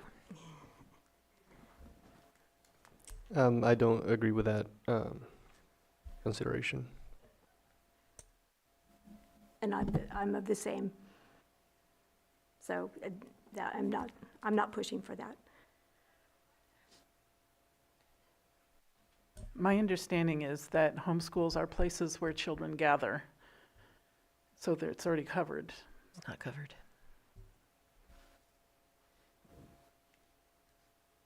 It's not legally covered. I mean, I think that was established in a previous Yeah. hearing that we had. Okay.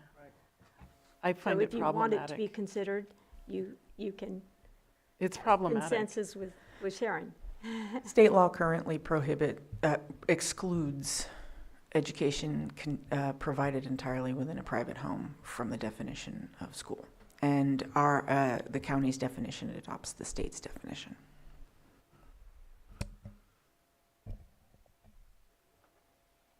I have yet to understand if there's a consensus to add this to the list.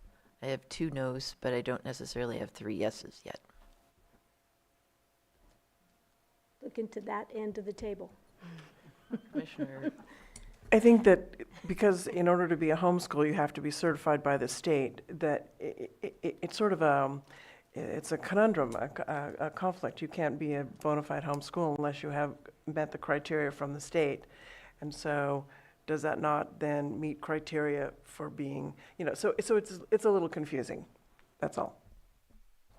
Whether or not one could interpret homeschool in any form to meet a definition of school at the state level, the state has actively excluded homeschooling from its definition for this purpose. When you say this purpose, say more about that. Cannabis cultivation, Okay. setbacks. and We can setbacks. take a vote Certain setbacks. to recommend or not recommend this. Okay, I'll make a motion. I recommend that we include homeschools as exclusionary areas. You would add homeschools to the exclusion zone with public and private schools. That. As a recommendation from the Planning Commission. To explore. Do we have a second? I'll second. All in favor? Aye. Aye. Aye. All opposed? Aye. Nay. And that motion passes with three ayes and 2 nays. Thank you. All right, moving on. Yes, and so then The only other comments that I have is, one is that I would hope there was an attachment, well, there were several public comments. I would hope that, as it's been brought up a few times, which I don't know really to what level, in regard to public comment, I'm sorry, I'm hoping that public comment does get included as we move forward in this process with the Board of Supervisors. However, I would like to state along that line too, because I know that there were a couple of announcements at the very beginning of the meeting for us to forego this and reset this to another date. My personal feeling on this is that I'm really glad that we had this meeting. I'm glad that we had the opportunity to bring the Planning Commission into the loop on moving forward with the cannabis ordinance. Again, this is the summary at this point in time. So in the ordinance, the draft ordinance will be coming back around. I think the more opportunity, I consider this the Planning Commission meeting to be a public meeting, and the more opportunity that the public can have an opportunity to have say and contribute information is for the better. And so for that reason, I'm really glad that we had today's meeting so that we can get public opinion and public concerns addressed as we move forward with the project. Moving on, then the other thing is something we have not touched on, which is always an issue when the cannabis projects come before this board, is roads. And we do have in front of us here for the June 26th PC meeting, the County of Lake State and Local Minimum Fire Safe Regulation Guide. I'm very delighted that this is before us and will be on our agenda for June 26th. And look forward to discussing roads, and again, hope that becomes a topic of discussion as we move forward with towards the draft cannabis ordinance, because we do need to get that resolved. And to that end, I will, with former Supervisor Green here in the audience, I know he had said before, that we have, one of the issues that we have with cannabis is that we did move cannabis projects mainly out into rural, remote locations, which kind of causes this whole problem with the roads and also with the generators and other things. So we have some things that are good about it. On the one hand, having cannabis in remote locations kind of solves the odor problem, but it also brings up some other issues. So, and that's where we need to find some balance as we move Commissioner forward. Rosenthal, if I could interrupt, I do know that Director Turner would like to have staff go on their lunch. So it is 12:30, and is it a 1 hour? Or? Yes. Okay, so we'll be back at 1:30 p.m. to continue with our meeting. And thank you very much. Thank you.